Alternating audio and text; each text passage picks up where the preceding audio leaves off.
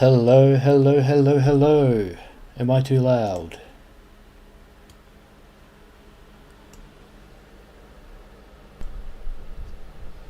Hello, hello, hello, hello. Am I too loud? Okay, well, that's good. My microphone sounds really good. That's fantastic. Can anyone hear my fan on at the moment? Because I got out of the shower not long ago, so I've just been cooling down while I set up the stream. Please let me know if you can hear that at all. And someone showed up. Hi. Thank you for showing up. All good? Awesome. Let me just take a sip then. Hope you enjoyed the Soul Calibur music that I played in the background just to get the stream going so that I can check the audio. That was from Soul Calibur 4. It's called... Oh, nope, my VLC player does not show it anymore.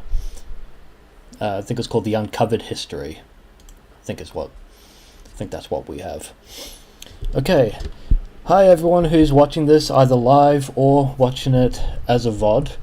It's really good to see you all again. I tried streaming last night at around this time, but I was having some audio issues and, well, no one showed up. But that's my fault because I didn't I didn't really put it out there that I was streaming, so I had to do that all again. And now I'm here, and oh, my fan is audible. Okay, is it distracting loud, or should I turn it off? What do you think?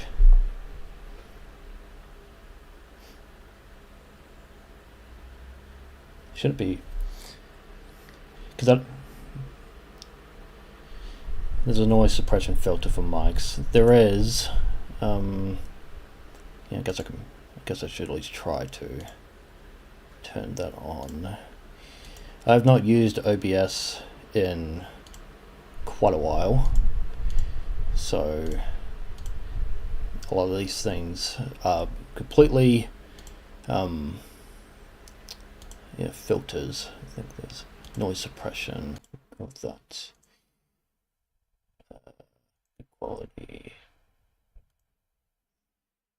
Okay, we'll see if that made not distracting. Okay, well, I turned on the noise suppression anyway. Whether or not it worked, it's a whole other thing. I mean, it should be fine. It's not like it. I mean, it says it's there, so much better. Awesome. That's good to hear. Okay. So tonight I don't think this will be a very long stream. I'll see if I can go from an hour, maybe 2 hours. It really depends on like how much I can remember to talk about just while I'm on stream. Let me just adjust the mic. Okay, so we have, I guess we'll do 3 main topics tonight. So first we'll catch up, because it's been a few years since I've uploaded consistently, except for the Sony video, which we'll get to. We'll talk about what we have on stream, which is the Gooners versus Gamers stream. As you can see, I'd rewatched about half an hour of it. I didn't rewatch all of it because it's 7 hours. And I was doing a bunch of other stuff in the meantime, like also preparing for the stream and stuff like that, so that's fine. And then for the third thing, I am thinking might be a good time as an early Christmas present to show you guys what I've been working on for the past few years. So we'll see. So just change the stream link here to 3, 2, 1. Bam. Now this, ladies and gentlemen, is the front cover of my very first book that I'm hoping to get published. I wanted to do it this year. I wanted to do it every year since I've been writing it, but 2026 is what I'm aiming for now. This is Starfaller.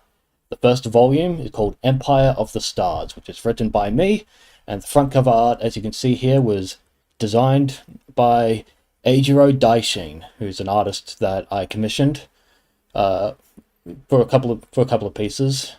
This being the main one, and Yeah, it's a science fiction mecha like space opera story. It's set in space where we have this giant like orbital system that I'm calling it, and basically it revolves around Earth, like like the actual orbit that we have, where we have 365 days a year. This system follows that so that it stays in equilibrium and all that stuff. It's set in the future, about 200 years from now. Uh, so like I said, it's got giant robots, and the setting is based in two space colonies.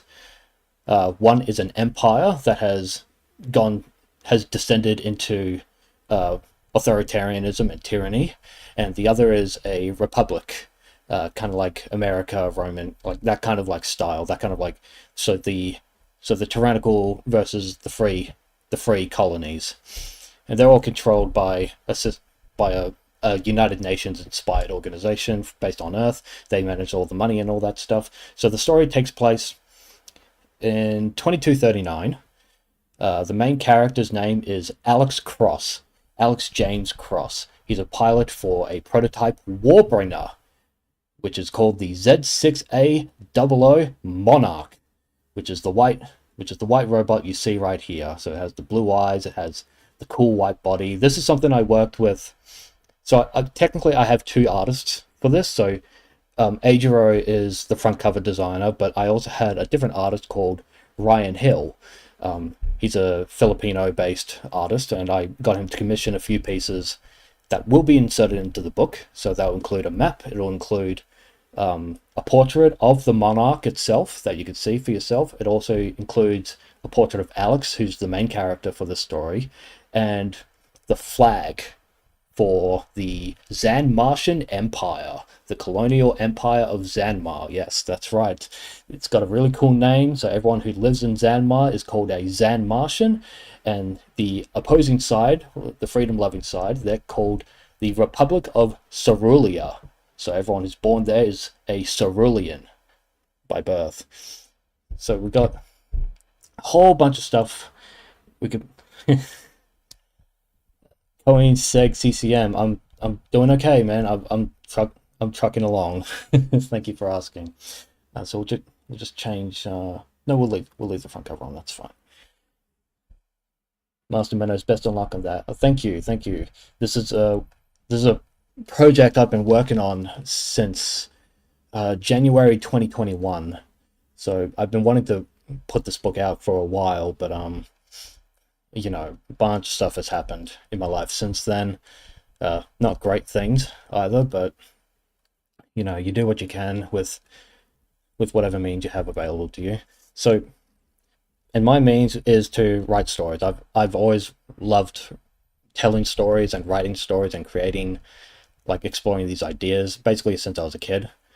And kind of when you're in like the darkest depths of like of your mind, when you're kind of like buried in all your problems and all that stuff, one of the things you want to go back to is what you did when you were a kid. And writing stories was one of those things that I loved doing since back then, but I was always dissuaded away from that because it's not really a viable long-term career option.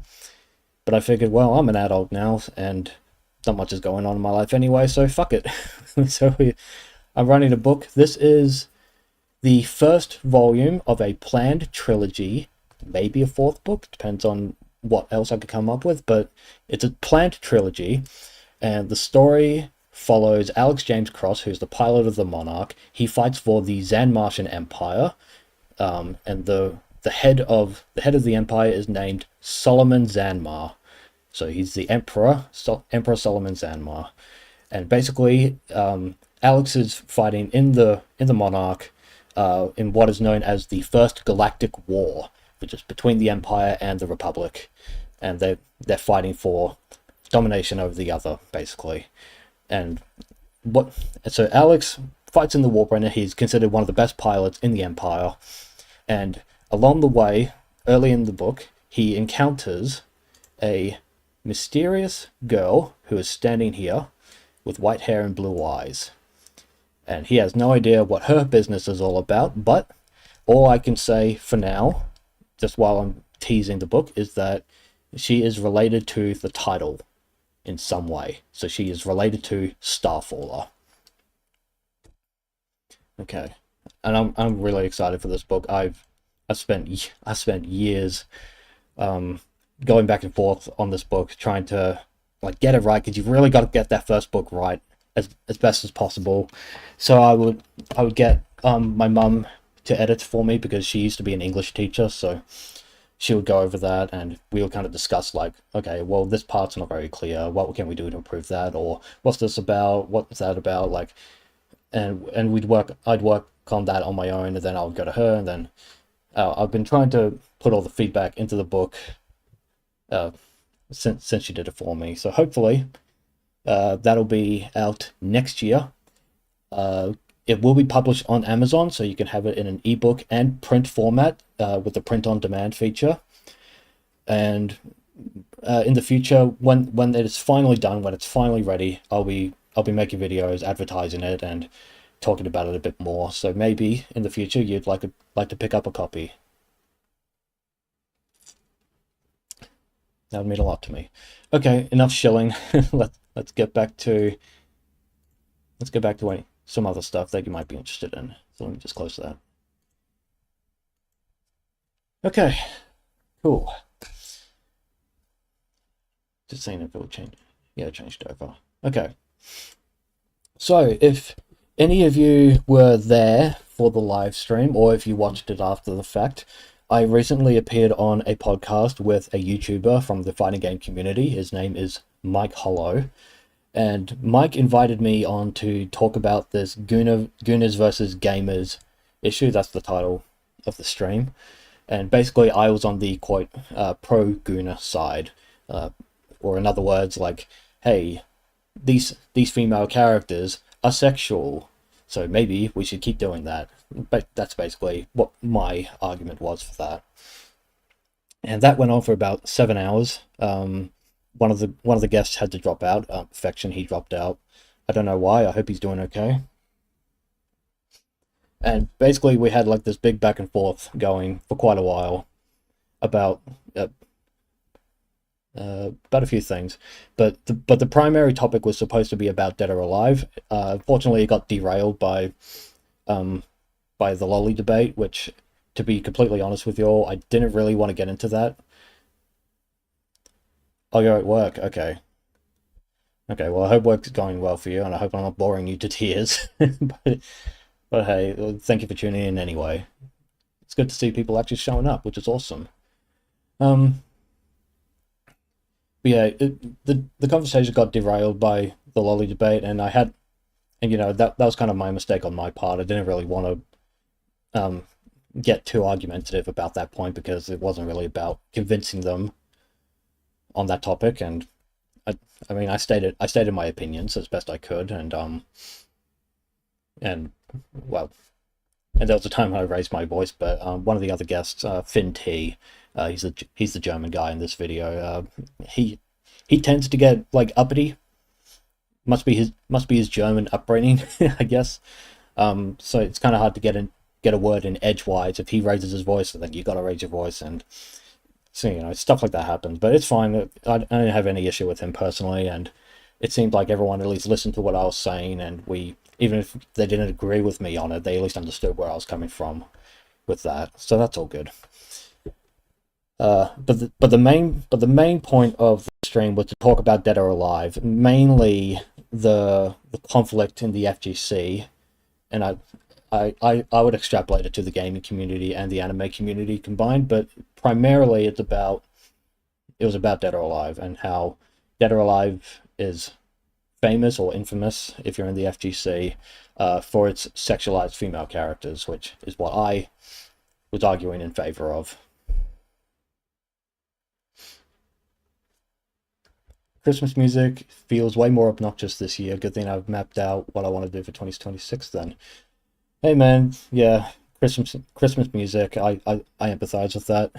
Everyone gets sick of it every month, every year. Happens all the time.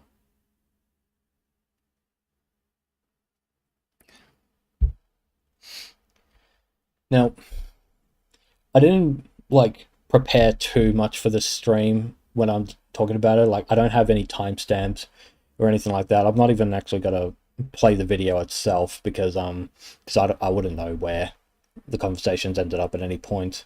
I was this stream's more about just me like me just kind of like summarizing my thoughts like after the fact, like how I feel about the stream afterward. Um, and there were moments. I will say there were moments in the stream where I was basically like one man versus the world kind of thing. I think there were points where it was at least 4 versus 1 or 5 versus 1 against me, and that's not even considering the chat. Most of the chat, or at least quite a few of the loud ones in chat, they were not happy with me, especially with the lolly thing, especially with the N-word thing. That was really funny to me. I didn't really care that they were mad at me because when I went into the stream, did so um I did so as a C4. C4 said C4 is the he's the black guy on the right, on the top right.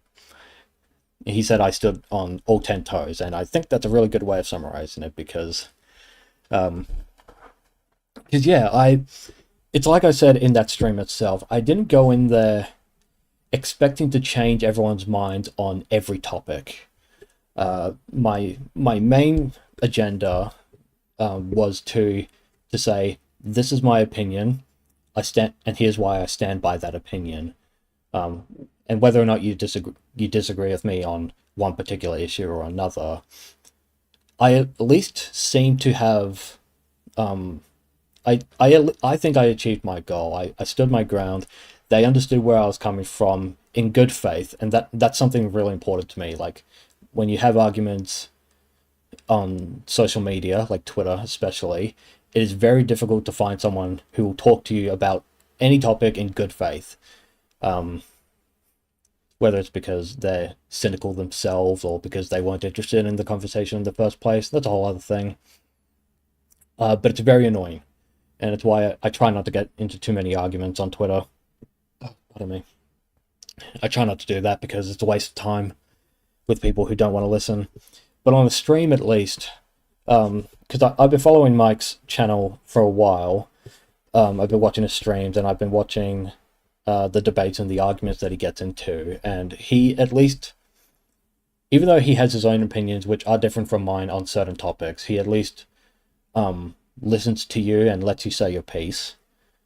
Unless you're interrupting people, which I think is a good thing. He should interrupt people more often if they're talking over each other, which I admit I did a few times in the stream, but not too many times, and it wasn't like a big deal. It's not like we got angry at each other. We got heated, but not angry at each other, if that makes sense.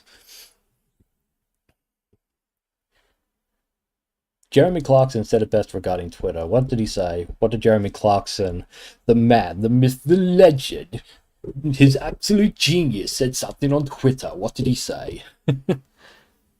Behold his genius. I imagine he said about Twitter. Twitter is a left-wing site spouting increasingly left-wing views. Very true. Very, very true.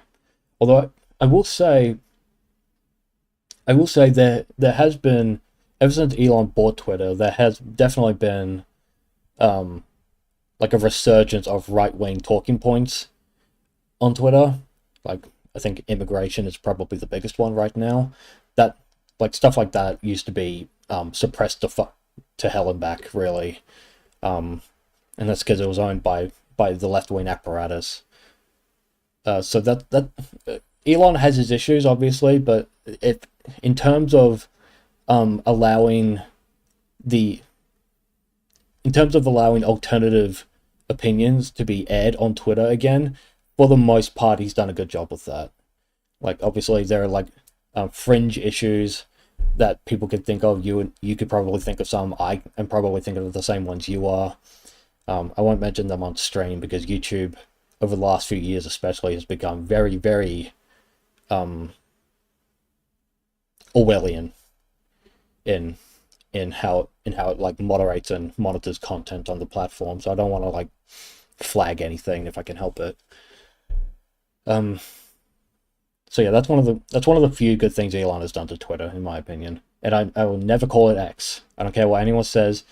Twitter was a better name, and if you had to have X for the branding, I think Twitter X would have been better. Calling it Twitter X would have sounded really bloody cool, in my opinion. But that's okay. That's all good. If he wants to keep it as X, he can do that. I got derailed. What was I talking about the stream with yes, so I stood on all 10 toes, and I think I earned the respect of at least a couple of the people on the panels themselves. And I even saw some comments.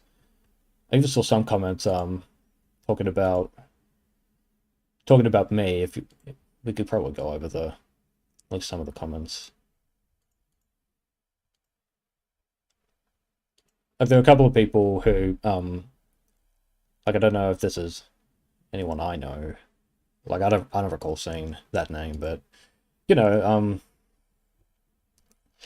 there were a few people who were really unhappy with me. Again, because of the lolly thing, which I didn't want to get into in the first place, but it happened, and not much I can do about that. But, you know, other people like King K Mao, he said 90% of what I said was based in true, and I said only 90%. I think I need to work on my game then. If only 90% of what I said is based and true at the same time. Maybe 100% of what I said was based, but only 90 was true, or maybe 100% was true, but 10% was cringe. I don't know. But no, I had nice comments like that talking about me.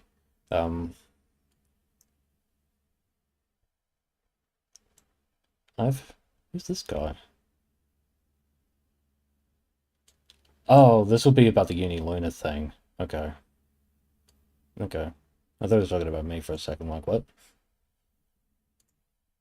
You know, a couple of other people. Oh, yeah, the Soifon Tatsumaki thing at the beginning of the stream. That was another thing as well. Yeah, I don't know where Yaya's Yaya was the larger gentleman below me usually during the stream, but he'll in the screenshot he's God, fucking tabs. There's Yaya.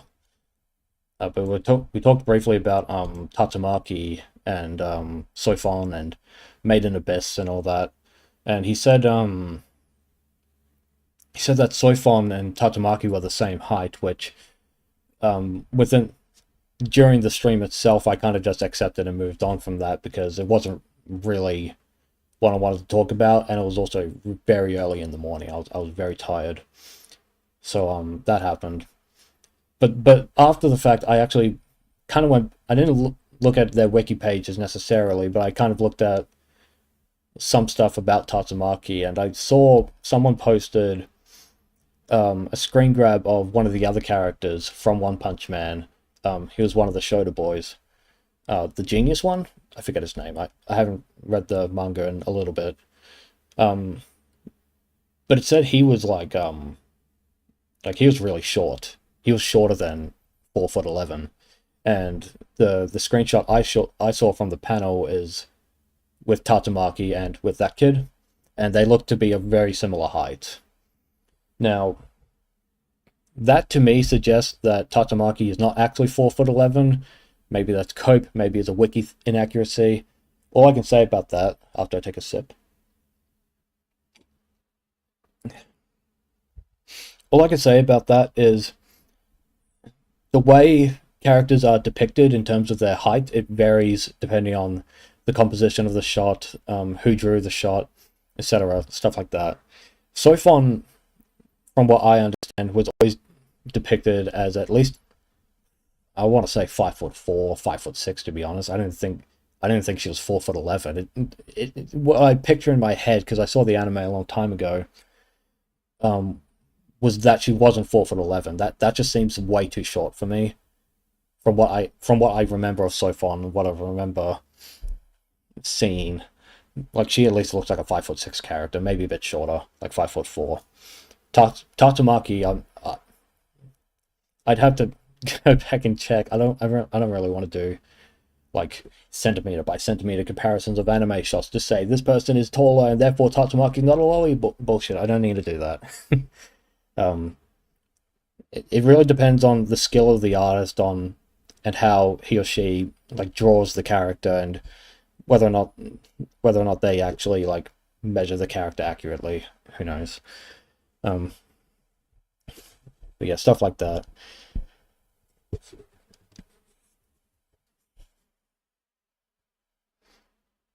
Okay. What's some other comments that we saw? Yeah, Sophon's definitely not a lolly. I've never seen anyone say she's a lolly. It's always Tatsumaki who says that. It's always Tatsumaki who people say, oh, she's not. And it's like, no, she is. Come on. Don't lie to yourself. Just because you find her attractive doesn't mean she isn't that thing, okay? It's fine. It is perfectly fine. Okay. Yeah, that was that comment. Yeah, lolly doesn't have... You know what? We don't need to keep talking about that. We can move on from that a bit. Part about femininity and masculinity. So that was something I asked because Mike oh, just saw the comment. Hang on. Funny enough, Tatsumaki was how I awakened to lolly. That's when I learned that it was a body type. Yeah, I think a lot of people have learnt that, but a lot of those same people are in denial about that. Yeah, what I was trying to say, I guess we can go back to it briefly. What I was trying to say with the lolly stuff is that it is an archetype that has characteristics, like childlike characteristics, so that can mean anything. Like you as an adult and I as an adult, we still have childlike characteristics, like immaturity is another way of putting it. But it basically, like, people describe it as body type, and yes, body type is accurate, but that's like only one component of it, you know. How I learned his body type. Before that, I was feeble-minded, like many aunties, until I ended up discovering Tatsu and Face the Music. Yeah, I mean, everyone's had that kind of like, oh, I've been a dumbass moment the whole time, a dumbass the whole time moment. I had that when I used to be a feminist as a teenager, where I was like, I talked about it in the stream as well toward the end, where I was like, yeah, you know, I believed in this and that thing about feminism, and then reality, like opened my eyes and said, it's like, no, you got this completely wrong. Just stop bullshitting yourself. And so I had eventually put that stuff behind me because it didn't align with the truth, you know. So, and just like you, Master Meadows, I also used to be like heavily like anti lolly stuff, you know. I remember distinctly on DeviantArt getting into an argument with someone about that. It's like, oh, but it psychologically does this and that, and it's like, well, now that I've matured and I've done research, like I actually did look for research about that topic. I didn't find anything. What I would have mentioned on the stream, if I could have remembered at the time, but the conversation doesn't really stop for me or for anyone, you know, so you kind of just have to move on. But what I would have done was I would have at least cited the source that I had when I was talking about Senator Griff, when the land down under, so to say. Yuki Nagato from Haruhi was mine. Yeah. No, she's really cute. I like Yuki. She's good. But yeah, that Senator Griff video, I made that video as a counter to the argument that those kinds of manga were being imported in Australia and they were being used to groom children. Now, when I actually went looking for the research, I didn't find anything about manga being used as a grooming tool, but what I did find was groomers and predators use adult content and they share that with the child to basically like psychologically damage them. We'll just say that because I don't want to get too specific about how they're doing it or what it evokes in people.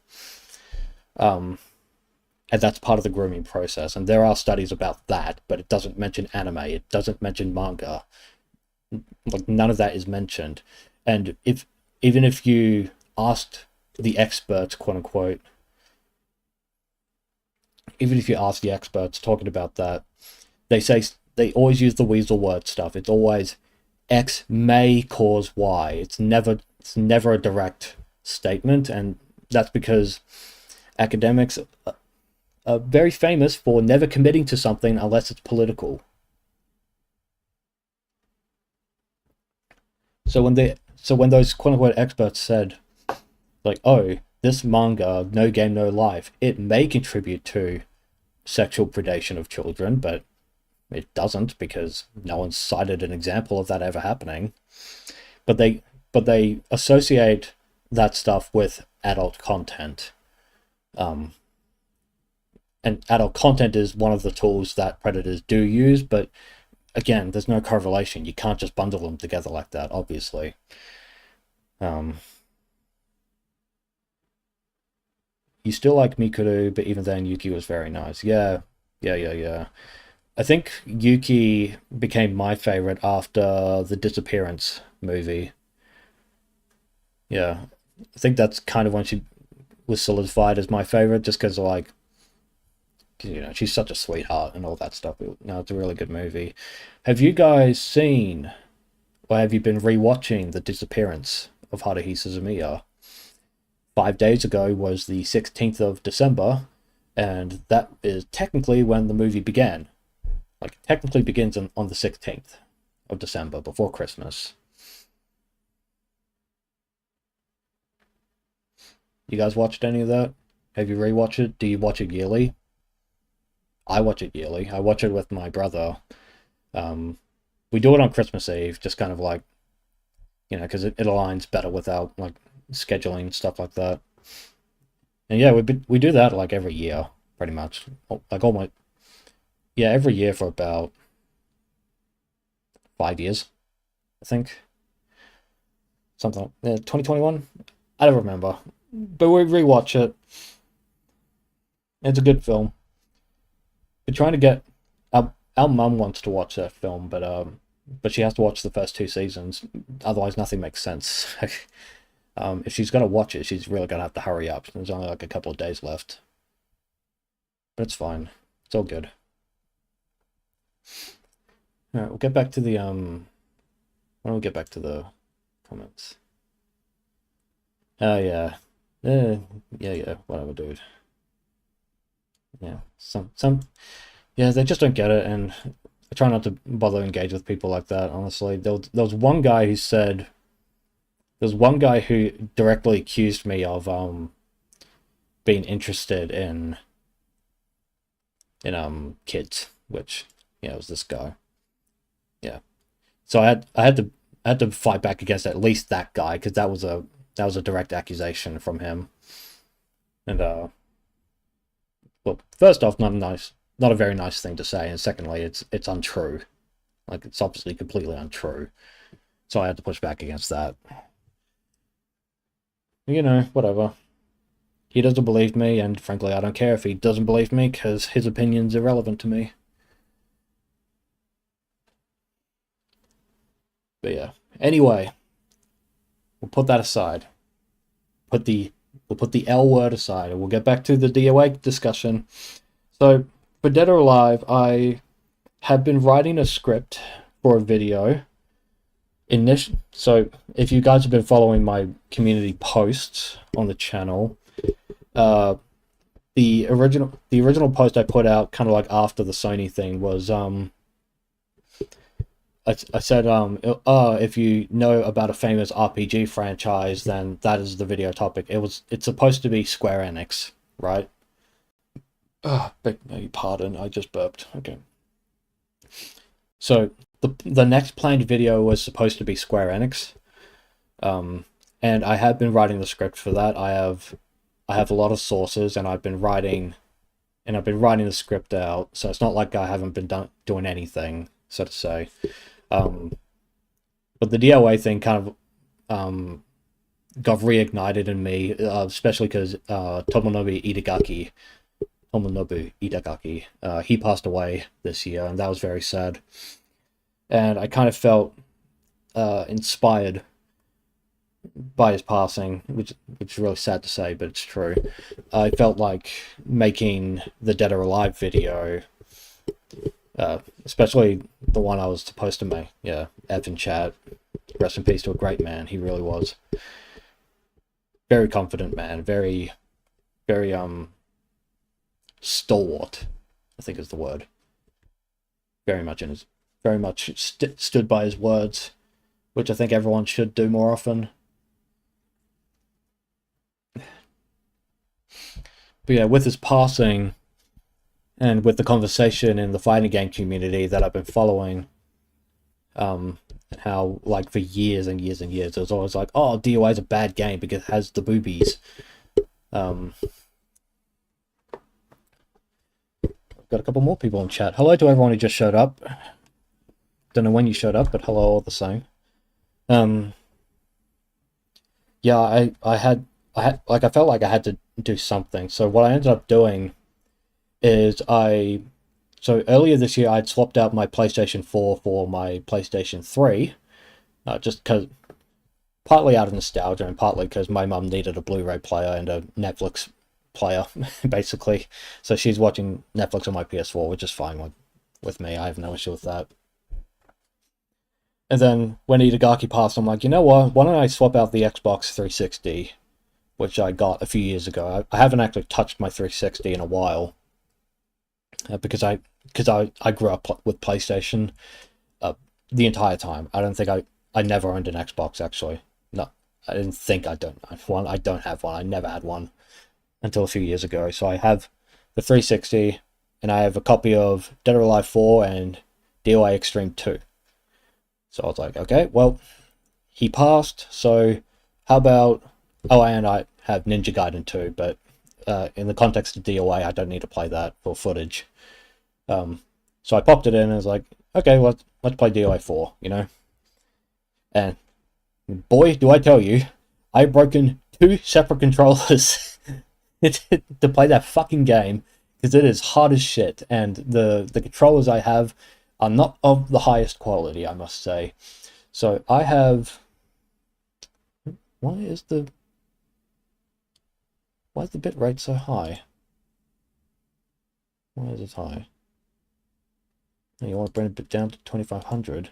You said it was 6800 last time. Silly stream.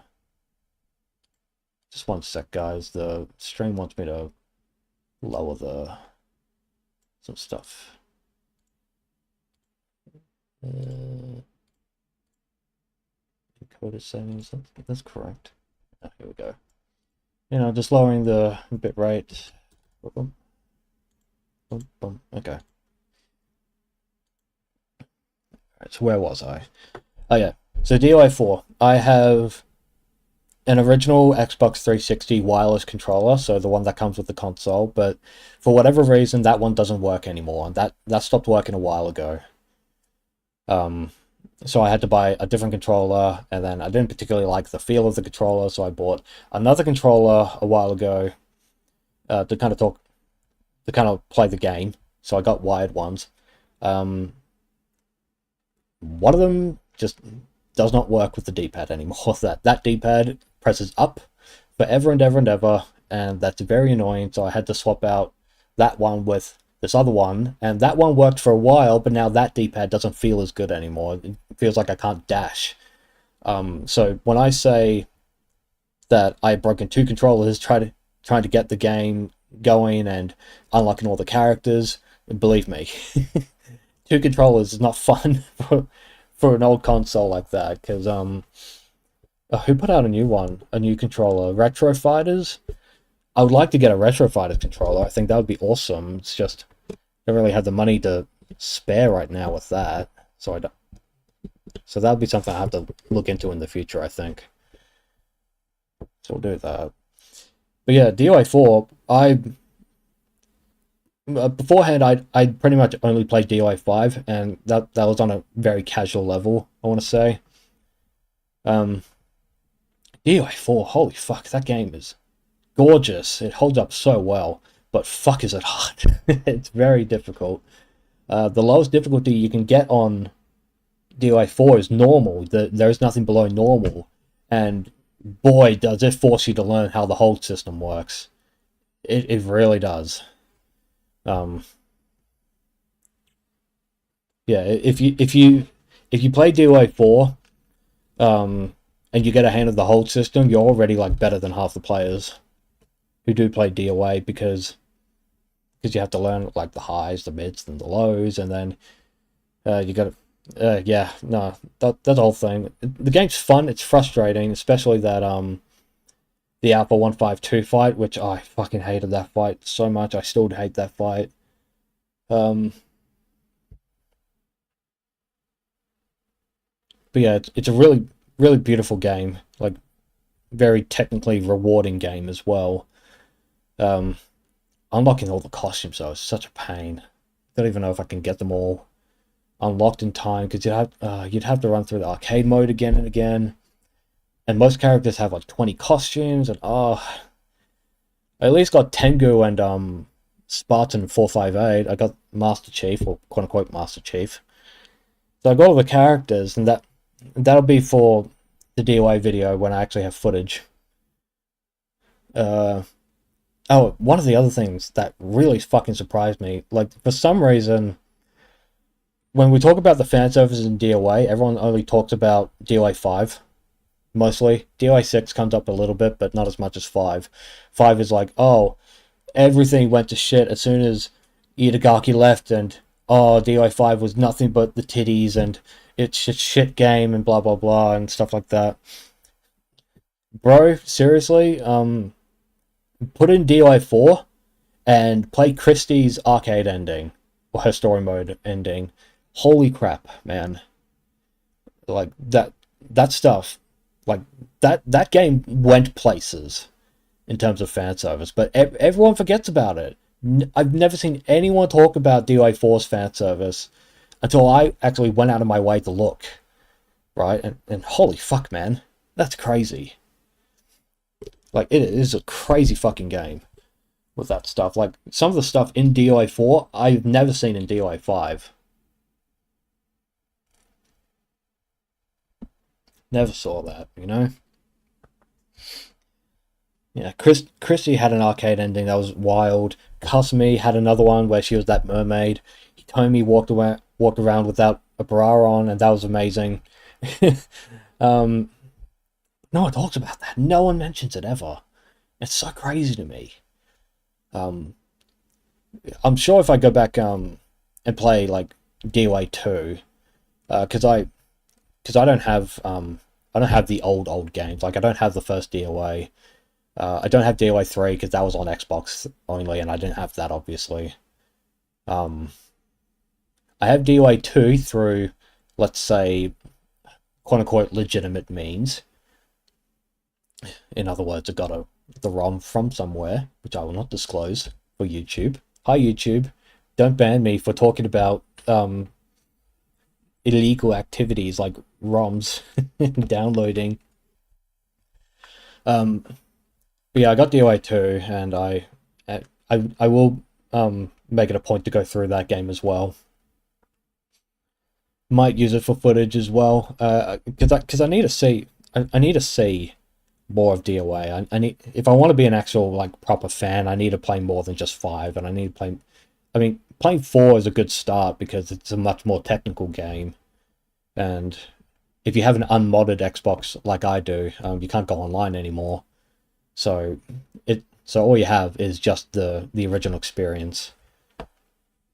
You know, you just have the original experience to work with, and that includes all the costumes and tag mode. Oh god, the tag. Okay, so I tried an experiment with DOA 4 where because I looked up like, okay, how do you unlock all the characters? And to get Tengu, you have to do arcade mode at least once with every character. So me, with my big brain, I thought, okay, what if I did tag mode time attack? It was time attack, not arcade, excuse me. What if I do tag mode time attack, and kill 2 birds with 1 stone? Because you can do that with DOA 5. to unlock all their costumes. You can play on the lowest difficulty, rush through it. You can get all their costumes. That's what I've been doing. I've been grinding that.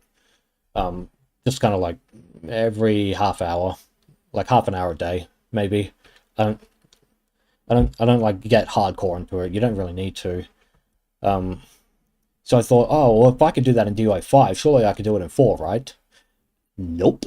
You can't do that in 4. I learnt the hard way. If you do tag mode time attack, you don't unlock anything. I don't even think you unlock costumes. So that was a waste of time, but at least I know now.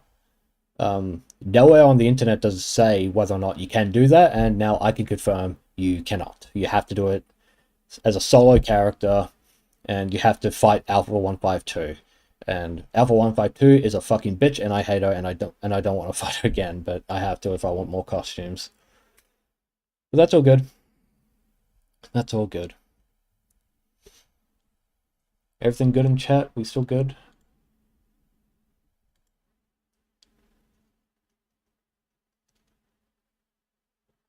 All good here. Stay with me, fellas. I know I'm boring you to tears. I apologize. This is kind of one of the... It is a catch-up stream, like I said, so...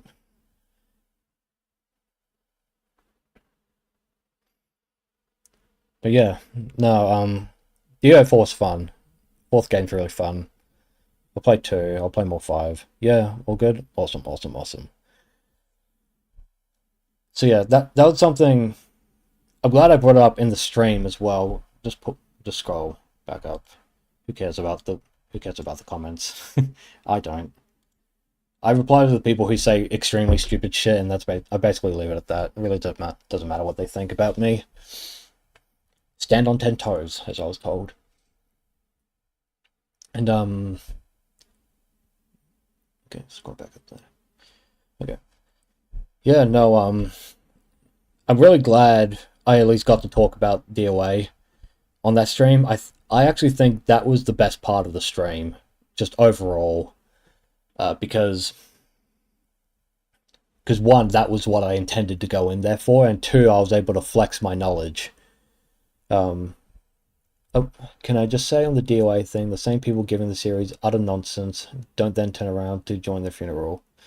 Yeah, no, if you talk shit about DOA, you can't turn around and try to say, like, oh, I respected Itagaki all along. I assume you're talking about the Maximilian thing, yeah.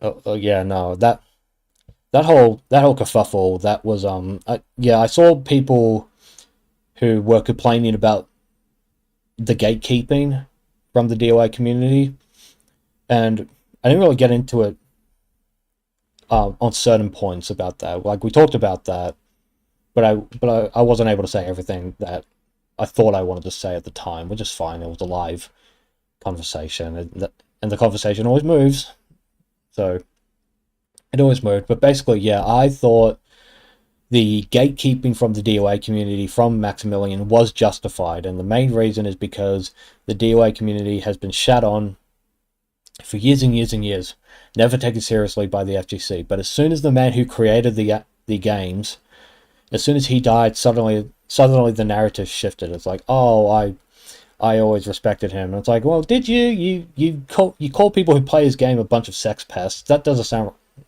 like respect to me. You know? And I did mention this on the stream, like that point. I did mention that. Can't believe you've seen me on YouTube. You thought I left. How is it on Twitter? Is it still a complete dumpster fire? Well, thank you for showing up, Punkzos. I don't know why it shows the ads. Shows the ads and not the YouTube channel name anymore. That's really annoying. Yeah, no, I haven't left YouTube. I've just been dealing with a bunch of personal stuff in real life, like a lot of bad stuff has happened. A lot of unfun stuff. Twitter, yeah, Twitter's okay in some parts, but yeah, for the most part, it's not a great place. I will say a lot of the worst people on Twitter, they moved over to Blue Sky because of the AI data collection thing that Twitter started doing. Well, that's the reason they claimed for why they left, but in actuality, it's because Elon Musk bought it. He's a right-wing chud. We don't want to support right-wing chuds, so they moved to Blue Sky now. I swear I'm doing the Doex stare at Max. Oh, you mean the Dexter character? I know he's another creep. I just can't prove it yet. uh, you know, I don't particularly like Max or his politics, but I wouldn't call him a creep. Like I know you're just making a joke, but no, he's not a creep or anything. I just think he's a bit of a hypocrite. Um, Especially his friends. His friends are fucking annoying. I don't like his friends at all, to be honest. But yeah, no, with the Twitter thing, yeah. So this was when the AI art debate was really like raging. So a bunch of the leftists were on Twitter and they were like, "Oh my God, look, they're gonna collect our data for AI. I'm gonna move over to Blue Sky." Ironically, though, Blue Sky has the exact data collection policy that Twitter does. It also collects stuff for AI purposes. Um, well, oops. I guess it wasn't about AI after all.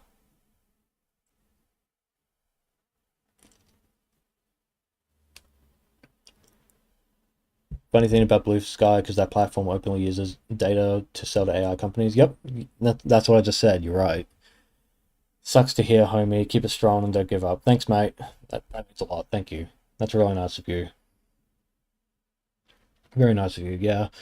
I, yeah. Don't want to get too deep into the last, I want to say 5 years or so, but yeah, a lot of nasty shit happened since then. A lot of, pretty much none of it was in my control, so couldn't really do much about it, to be honest. But like I have a roof over my head. I'm with my mum and my brothers, so I'm not completely alone, and that's good. But yeah, never given up. I have a book that I want to publish. I don't know if you were here earlier, but I announced details about my book that I'm going to publish next year. This time it will be next year. I'm not going to dawdle on it anymore. I've been sitting in draft hell for way too long. So I have the book that I want to publish, and I have a couple of other projects that I want to get off the ground, especially for this channel as well. I want to get something off the ground with that. So I have some ideas. And I got more videos planned as well. So we got another guest here. Amy, hi. Hi, Amy. Amy Lionheart, everyone. Amy Lionheart is a prolific Soul Calibur player, former competitor. She's very, very good at it. I'm gonna have to learn from her in the future so that I can kick her butt if I ever see her. To be honest, PlayStation introducing AI into their online services is why I've checked right out of modern video games. Yeah, man. You're talking about the real-time censorship patent, aren't you? Yeah. Oh, that's bad. That's really not good at all. That's really crappy. I hate that. Yeah, I don't like that at all, to be honest. Um, it's one of the things where you make a video, like, because I made a video about the Sony censorship thing last year, and that's a fantastic video. I'm so proud of that video. I'm so glad I did it. But it becomes so out of date so quickly. Like, if anyone watched it, I talked about a Gravity Rush remaster coming out potentially, like the second one. That never manifested. Maybe it's because the movie's not going to come out either. But yeah, no, there was no Gravity Rush 2 remaster. The Neptunia trilogy coming to Switch. That, oh, beg your pardon. Beg my pardon. The Neptunia games, they weren't even coming out on Switch for the West, which is insane. But then, ironically, it goes to PS4 and they're uncensored there. It's ridiculous, some of that stuff. And now Sony's trying to get into the AI thing with censorship, and I'm just really worried where that's going to go. Like what's that going to do exactly? Like, is it real-time censorship on the game client itself? Like, is it censored for you, or is it censored if you're like streaming or something like that? I have no idea. Nice to see me in my once a year appearance. Hi, Dark Enigmatic. Hi, thank you. Thanks for showing up to the stream. I apologize for not uploading very often, but you know, I kind of felt like I was on a roll a bit with the stream that I have on screen that I've just been talking about for a while. Um, and I figured, you know what, like, why don't I just make a stream talking about that for a bit and just see how I go. Yeah, you might have missed the book announcement that I did where I showed off the front cover of my book that I've been working on for a few years. That'll be coming out next year, hopefully. I don't think Amy, you weren't there for me announcing that, were you? You just shut up now. So yeah, no, Amy, you missed. Why don't I just bring it up? Fuck it, do it live. Let me just pull it up. Boop, boop, boop, boop, boop, boop, boop, boop, boop, boop, boop. Then we'll swap over. Yeah, no, I have minimize that, minimize that. Yeah, no, I have a book that's coming out. It's called Starfaller, Empire of the Stars. Ooh, it's in space. And got some artwork here from an artist. So it'll have robots, it'll have space colonies, uh, a war, big galactic war that's happening, and this chick who we have no idea what she's about. Well, I do, but you don't. If you read the book, you'll find out a little bit more. Just a little bit about her, just a little. So I'll just swap that back. Yeah, no, that'll come out next year. Hoping to get that next year done. Fuck, I got derailed completely. What was I got to talk about? The DOA thing, yeah, got derailed again. So, the DOA thing, so I talked about the games. In the stream as well, like later in the stream, we got more into, like we talked about the core values incident, which is something I did a lot of thinking about with the core values thing. Yeah, Amy, you're recovering from an illness. Yeah, so sorry to hear that. I hope you get better soon, honestly. That shit sucks. Get better soon. But, yeah, no, the core values incident, I did a lot of thinking about that when I was writing the script for the video. Um, and basically the main argument I brought up in the stream with Mike is basically what's got to be in the video itself. So talk about the context surrounding DOA 6 up to its launch, particularly how I don't think the pre-order numbers were very high. I don't have any data on it, but clearly the game was not going to do well in Japan, so they were kind of panicking about that. And they thought, well, how do we appeal to the Japanese audience? I know we'll show the TNA, because we had spent like months with the Western marketing team trying to say it's a serious fighter, TM. Very serious fighter, take us seriously, like Tekken and Street Fighter. Very serious with our big titty characters like Asuka and Chun-Li and all that. Take us seriously, please. Let me just take a sip. But clearly that strategy wasn't working, because every time they kept doing that, the fans kept looking at that, myself included, because I remember it. I was there when it was happening. And if you remember years ago, let's see if I'll bring it up. I'll bring up the old stream that I had. And we won't play it, we'll just pull it up very quickly.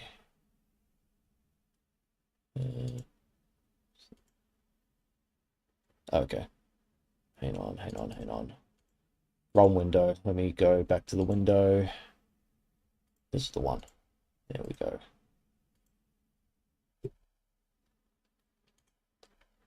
Yeah, God. Do you guys remember Google Hangouts? Oh, I missed that. Google Hangouts was great. It was so easy to just start a stream. So easy. But yeah. Still get over your cold. Meanwhile, it's just sinus, body aches, etc. Yeah, well, get plenty of water. Water is the elixir of life. Drink plenty of water.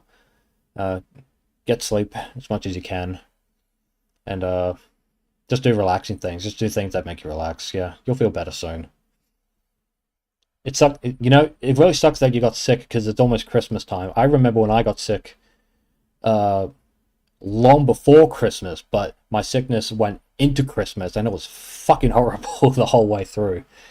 Years ago, I had one of my brother's friends who's Indian, and his dad got sick in India because they were in India for a holiday, and they came back down under, and eventually that cold passed on to my brother's friend, passed it on to my brother, and then my brother passed it on to me. There's a cold going around. Yeah, it's colder in the northern hemisphere now because winter, maybe autumn. No, it's definitely winter over there now.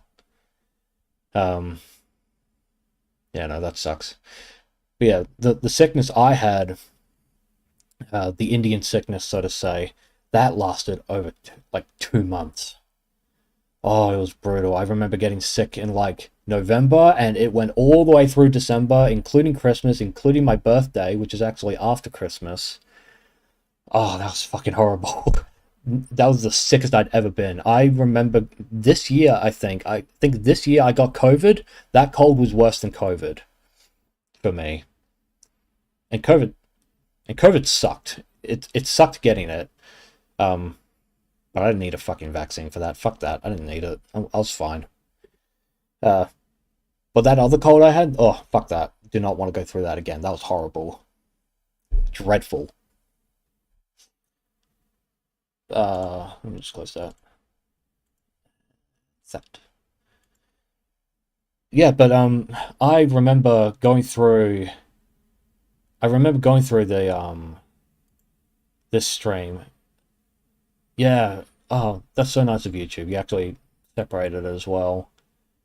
Yeah. So all this stuff in kind of like the beginning of the stream here when I was just going over stuff. It was originally this all this stuff was meant to go into the DOA video that I wanted to make all those years ago, 2018. Oh, beg my pardon. Yeah, excuse me. This was meant to go into the DOA video that I wanted to make, but obviously, shit happens, so I didn't. But all the stuff I wanted to talk about, I still can talk about that, and I will talk about some of that in the actual video when I'm done writing it, when I film for it, record for it, and edit it, and all that stuff. So that stuff I'll try to at least mention a few things like that.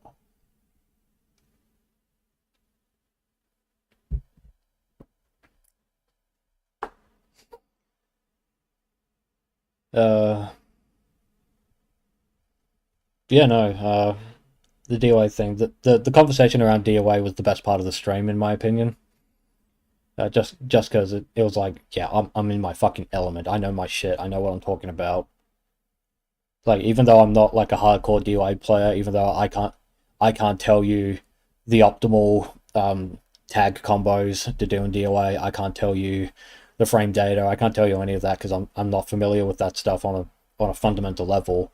All I can tell you is that the games feel really good to play and they're fun. Uh, but I'm also interested in DOA for like the wider like meta conversation about it, especially within the FGC because it's been attacked by the FGC and also the mainstream media for years and years and years. And I've been trying to talk to people, kind of like to get more insight into the behind the scenes stuff. I didn't get to mention enough about the Mr. Wizard thing. Mr. Wizard said, according to one of the people I was talking to, Mr. Wizard said that Dead or Alive will never be at Evo again. I didn't get to mention that on stream, but he said word for word, DOA will never be at Evo again. Turns out it's because he likes boys and not women. That's why. His loss, I guess. Yeah, no. but yeah, I reckon a lot of the animosity towards DOA came from uh like the old heads in the FGC, like the people who are way too old to be so petty over fucking grudges from 24 years ago or whenever they started playing like DOA properly. It's just so silly. It was tribalistic all the way down. Like we even talked about comparing it to Tekken. We didn't get to talk enough about it being compared to Soul Calibur. That's something I really wanted to emphasize in the stream, but kind of didn't really dedicate enough time to it, I think. Uh, we did talk about it a bit, but I didn't get to talk about it enough compared to DOA. It's like because Soul Calibur, Soul Calibur is a fantastic fighting game. It's genuinely such a good game, very good franchise. I bought Soul Calibur 3 on the PS4 because I want to actually like go back and play the older games because I started with 4 when I was like 13 or something. Wasn't very old when that came out.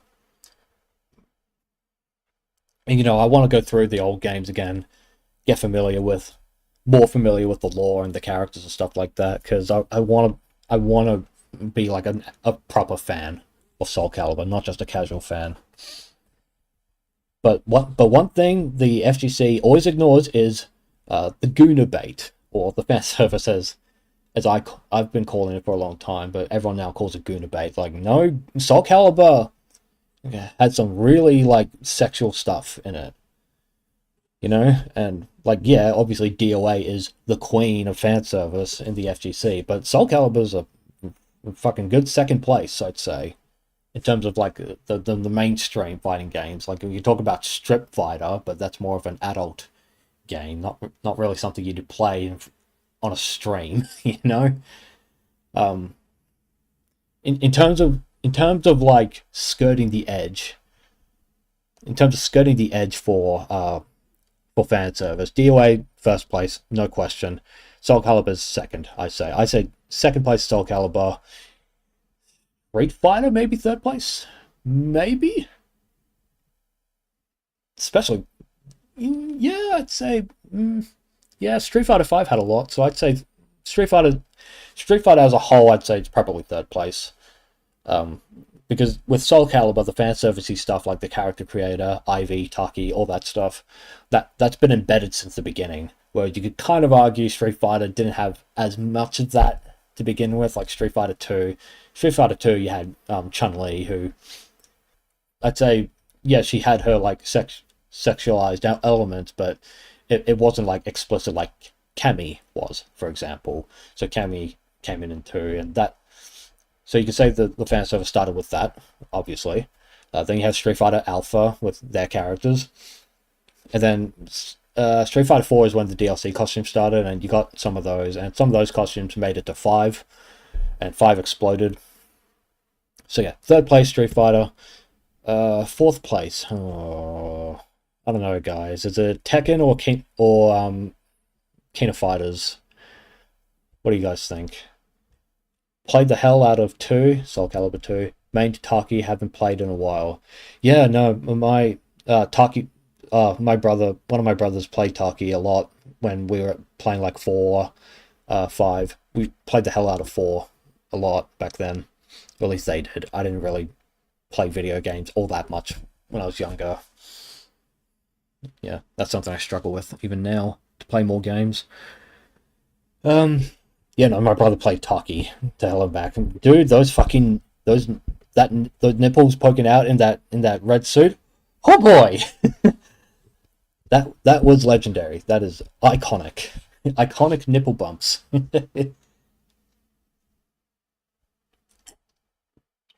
Amy plays the big booby lady. Yeah, self-insert and all that stuff. Yeah, no, you play Ivy. You play Ivy very well. Bodysuit mister. Yeah, well, latex, it's fine. You know what I'm talking about. I don't have to get the exact wording right. It's all good. Yeah, no, I picked up Sophitia, especially with 6. Angry face. Why are you angry at me? It's fine. You're right. You're right. Bodysuit. Iconic red bodysuit. It's all good. Played the hell out of 6, main to the Virtuous Enigma. Need to revisit that game. Yeah, I've been trying to revisit Soul Calibur 6 actually. I own it. Play it. Yeah, I want to. I want to. What I wanted to do really was I tried playing Soul Calibur on Linux. Yes, the netcode is arse. Yes, we'll talk about that as well. Uh, so I installed Soul Calibur 6 on Linux. So I'm actually streaming on Linux right now. That's something I I promised myself I would use Linux when Microsoft said Windows 10 support would be going down, when they'd stop supporting Windows 10.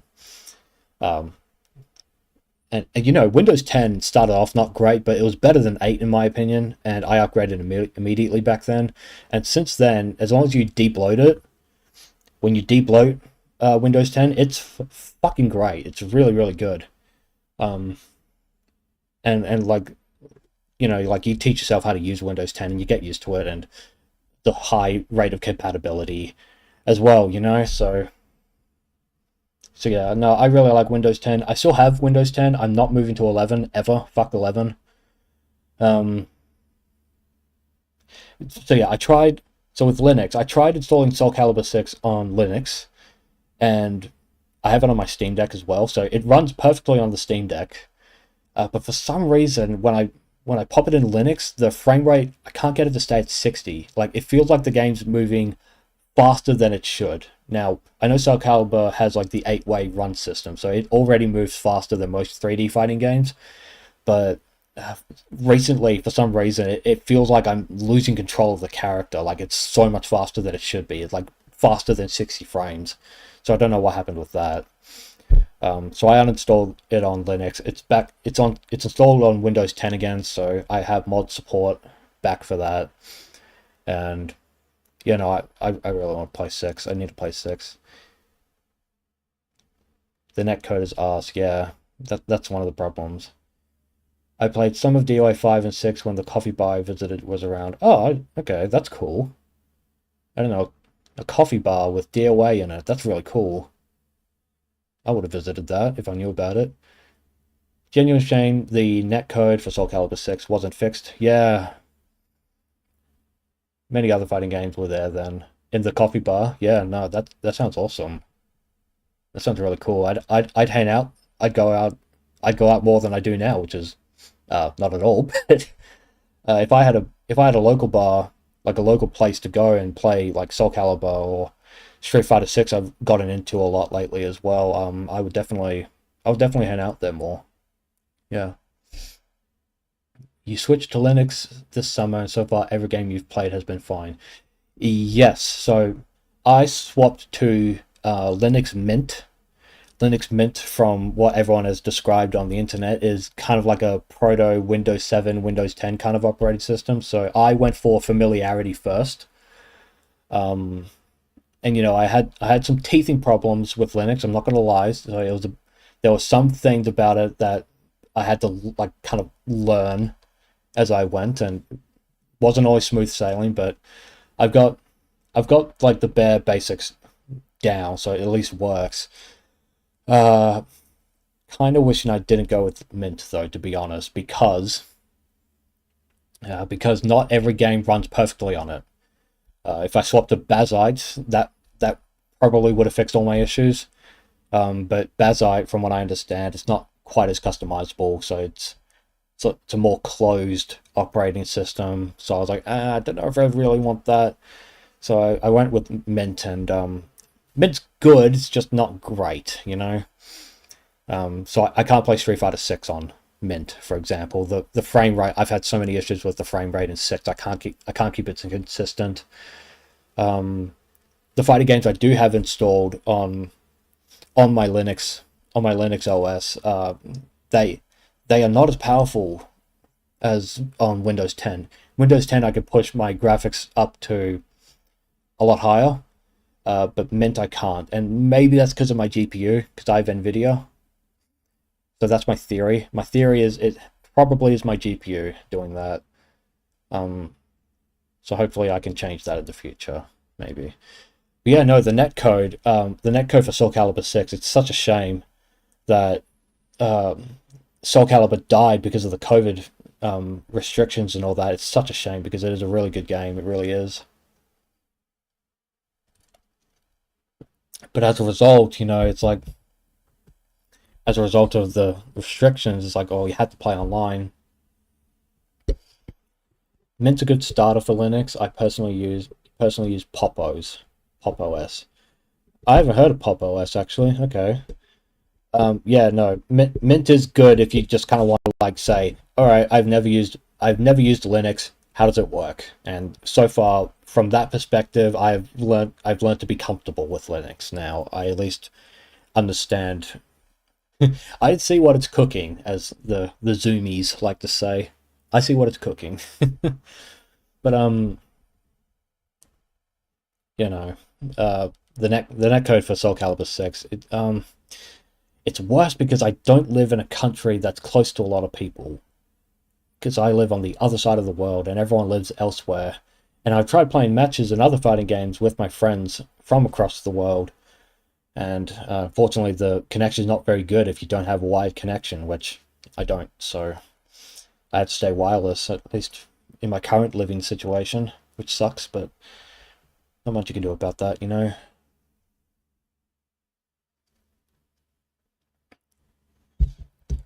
And it sucks even more because I reckon if I go on Soul Calibur 6 now to get some games, I don't think I could find any. Obviously, because it's late. It's late on a Sunday night. So obviously no one's going to be playing Soul Calibur. But even on a good day, I don't think anyone down under is playing Soul Calibur 6 online, which is a shame. It's a shame, really.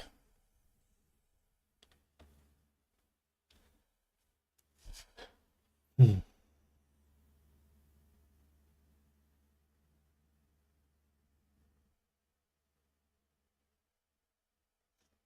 Mind find? You might find? I might find?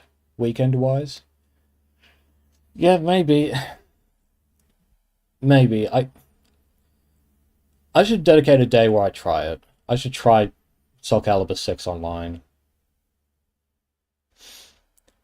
You streamed last night, ran a first to five with a random S1 Yoshi. Yeah, might find. Yep, you're tired. That's fine. That's fine. I hope you had a good sleep, actually. I hope you got well deserved rest. Because I tried sleeping after after that 7 hour gauntlet I went through on Mike's stream, and I couldn't go back to sleep, which is really annoying. Oh, you didn't sleep? Oh, that sucks. That sucks. That's a shame. But yeah, no, Soul Calibur 6. I will. I could give Soul Calibur. I've thought about streaming a game recently. I don't know if anyone would like to watch that.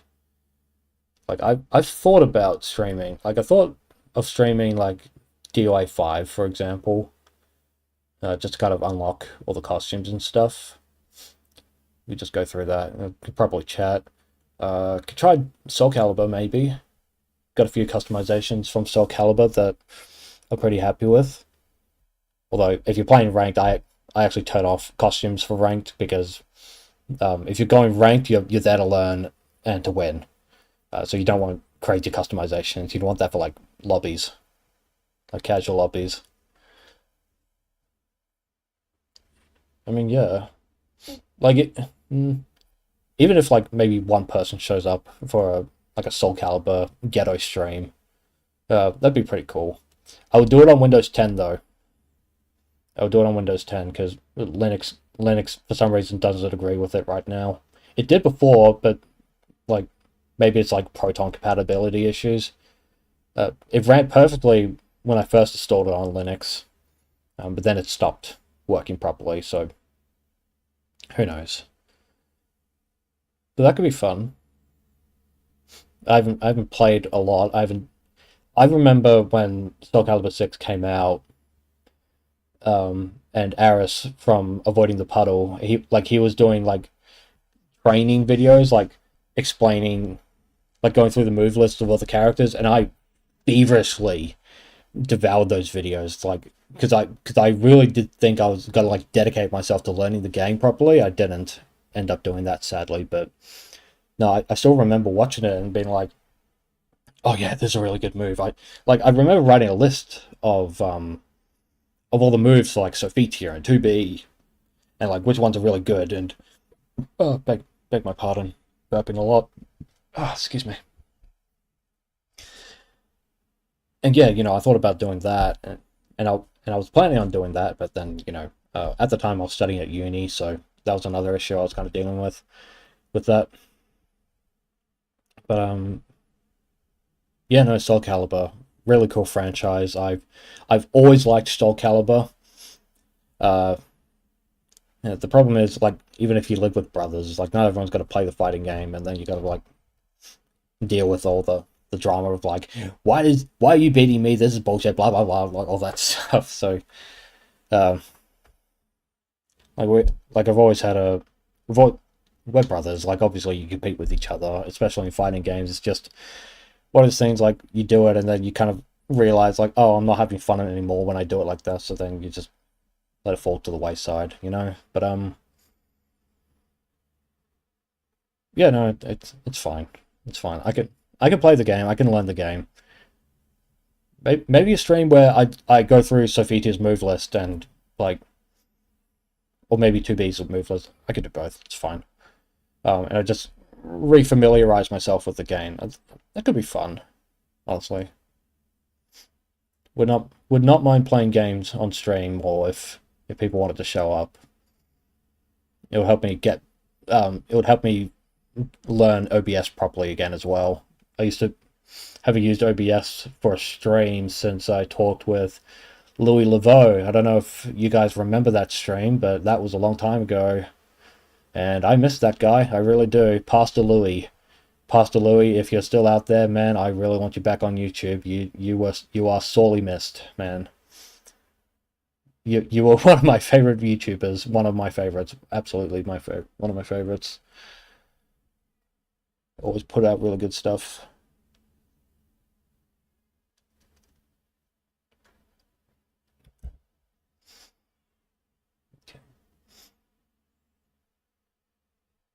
That's how you learned about me? Oh wow. So glad you're still around then from that. Jesus, thanks man. That's really nice. Thank you. Yeah, no, that was a crazy good stream. Probably added a little too much of a turbo autist in that stream, but you also miss Louis? Yeah, man. Yeah. Apparently he's on Getter. Like there's a social media platform, it's called Getter. So it's like GETTR. So there's no second E. And apparently he posts there like occasionally. But no, he gave up on the YouTube thing. Which is such a shame because I think now more than ever, I reckon he would actually do pretty well. He was fighting a lot of YouTube's bullshit during the 2010s.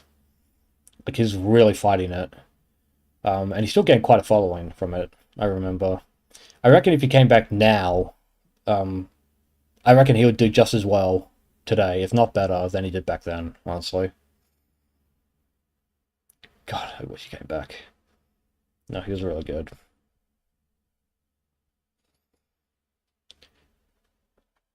But yeah, with the just to go back to the stream that I was on a couple of days ago, it's like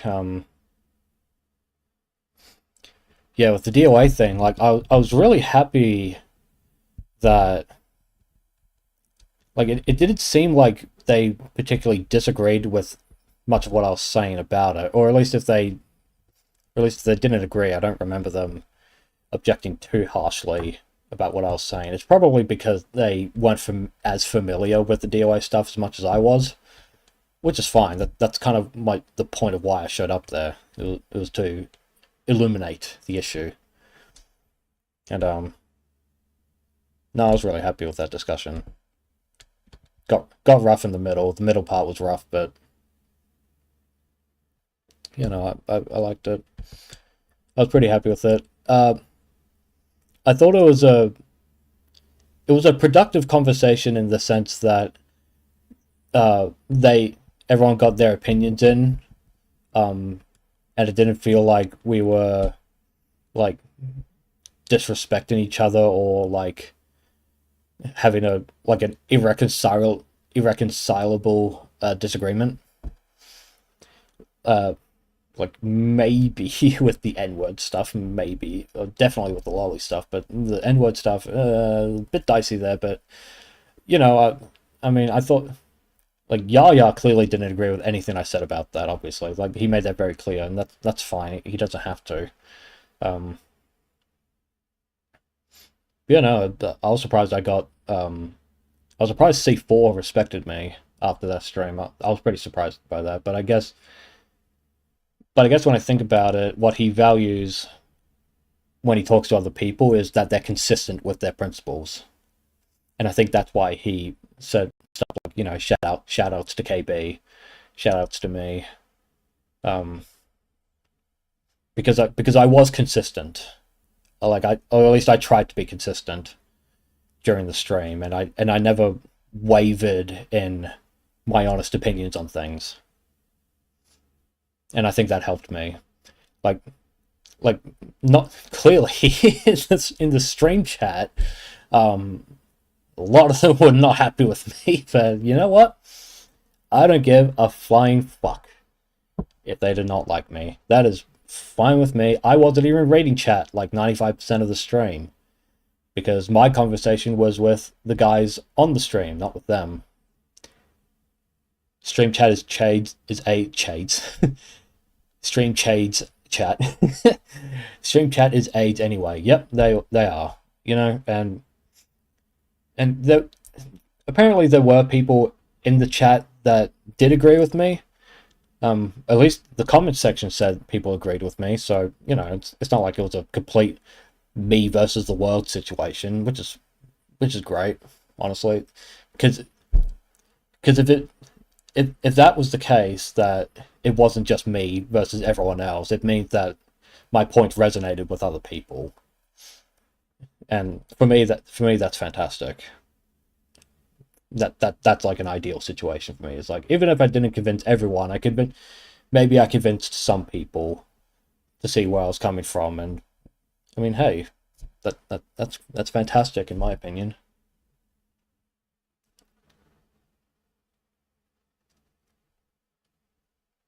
Okay, I am gonna walk away from the computer for about 1 minute, 2 minutes. I will be back as soon as possible. So feel free to chat amongst yourselves, and I will catch up with you guys in just a moment. Or actually, should I play some music? Would you guys like me to play some music while I'm away? I could play some music. I'll play something. Let's pull up some. I'll put on my headphones and I'll give it a listen. Let's see.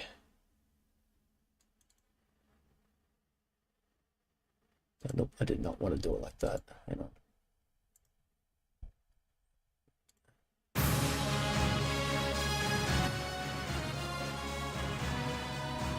Yeah, how about that, yeah? Good stuff, yeah? Alright.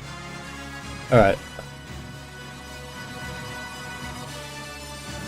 Alright, put that on loop. I will be right back.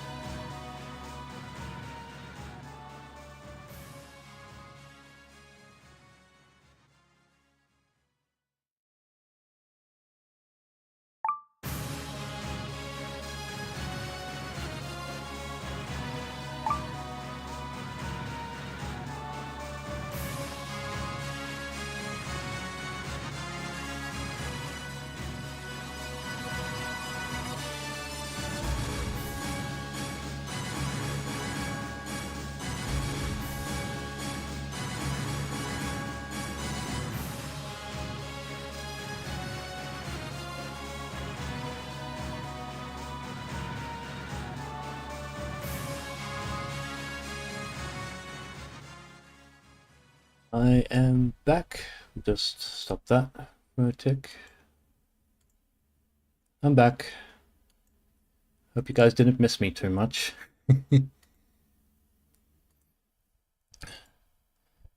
Yeah, so, I've caught up with a few things. I decided to announce my book tonight because I figured, you know what? It's almost Christmas. Why not just announce it while I'm here? Uh, Caught up with some of you guys, talked about the stream. Um, yeah, if anyone's still there, if you have any like questions or topics you wanted to talk about, feel free to bring them up. Like honestly, I'm surprised I've been streaming for an hour and a half. So that's pretty good. I'm pretty happy with that. Yeah, if you got anything you want to talk about, feel free. What is it? What is? What's still playing? Nothing should be playing. One's still playing. Nothing's playing. Okay, that's weird. Okay. My computer gave me a notification that said like it skipped to a new song track. I'm like, but I turned it off, so I don't know why it's doing that. Oh, good. It's fine. It's all fine.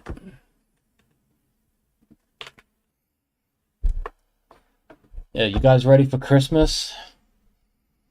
Still good for Christmas? I finally was able to do some shopping for Christmas because my pay got delayed by 2 weeks, which was not fun. That was fucking crap. But it's fine. Like I found stuff that I won't talk about on stream here. Secret Santa stuff. Secret Santa. And, yeah, I'll get that sorted. And then Christmas, and then birthday, and then New Year. Yeah, should be fun, I think.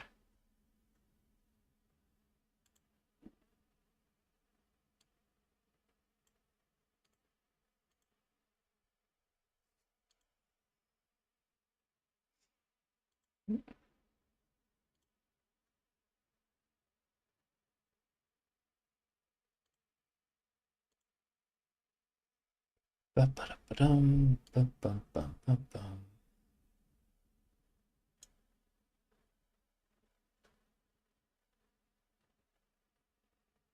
Something I'll get back to later.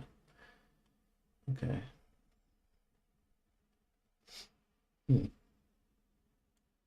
Well, a couple of you guys are still around, apparently. It's cool, at least. Yeah, honestly, it's like there's such a impromptu stream anyway. It's like I wasn't expecting too many people to show up, but I'm happy some people did. So that's pretty cool, I thought. Now that I actually gave people time to show up for the stream and know that I was streaming, play the stream. I, yeah. Why Rhythm Box? It's fucking Rhythm Box. Why is Rhythm Box still going? Like, stop playing shit. You don't need to. You're paused. Go away.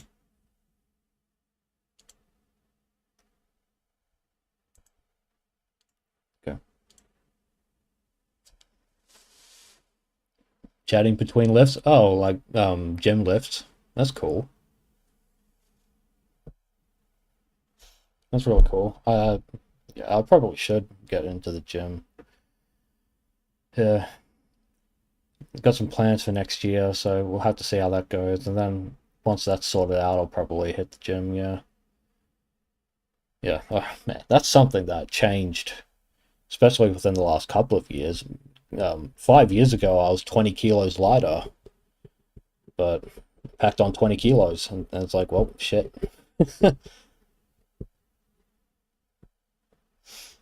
You're shocked to see my stream. You're like, this man's still alive. Yep. Well, luckily I am. Had moments where I thought I wasn't, but you know, you move on. You have loved ones around you, kind of like keep you oriented, keep you on the straight and narrow. So kind of what that's all about. Play the stream, Amy. I don't really want to play the the Gooners versus Gamers stream. Well, partly one because it's 7 hours. Secondly, I don't have any timestamps, so I wouldn't know where to go for the discussion. You know, if I had timestamps, I could at least talk about more about like the specific topics. I thought about doing timestamps, and I thought, I just did the stream itself. I was there since the beginning, so it's like a little fact about me. Usually, when I'm on something or when I put a video out, I will rewatch it a lot. I'll rewatch it a few times before I publish it, and then after I publish it, I'll go back to it like maybe once or twice a year, if even that. Like there's some videos that I used to put on the YouTube channel, but there's like there were videos I had on this channel, but I put them on private for a few reasons. But you can still see them on Odyssey, I think. Yeah, I usually don't go back and rewatch things I put out there. When I put it out there, it's just kind of like there now. Last Gogeta, thank you for showing up. Was there anything actually interesting in the stream? Well, there was a funny part when King J showed up. Oh, why don't I go to the go to stream? Yeah, around here. Yeah, when King J showed up here, he talked about like the levels of gooning. And that was really funny, I thought. Like that whole discussion, like I wasn't really expecting to explain to a man who's older than me, like what that kind of stuff meant, but I guess I had to. Then there was a moment about describing like what gooning entails and how it involves wiggling joysticks and all that stuff. That was really funny.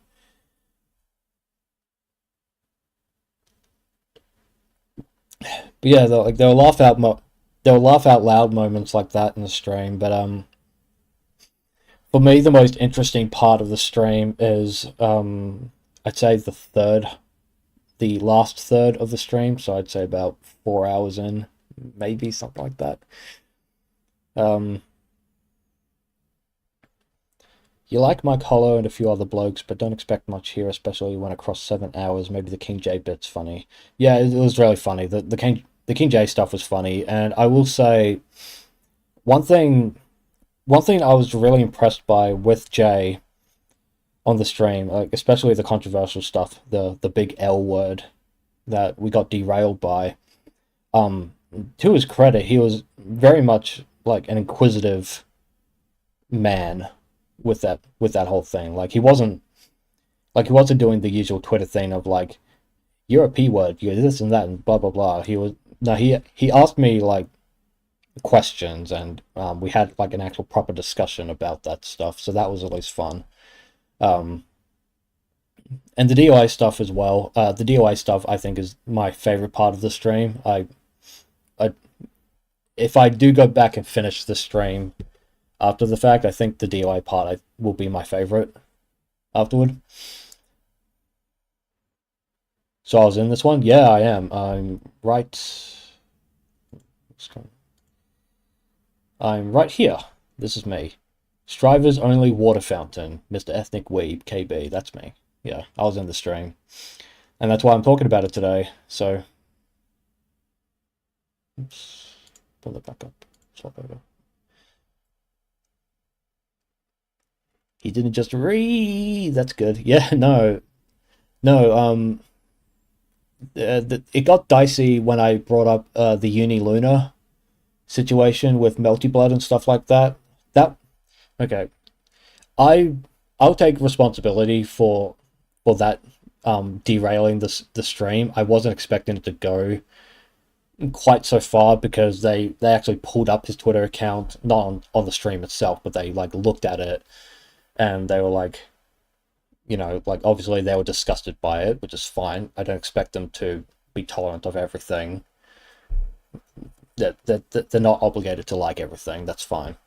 Um, the only reason I brought up the Luna situation is because I wanted to illustrate a problem in the FGC of banning players and harassing players and sending death threats to players because they like certain characters in the game that they are supposed to enjoy.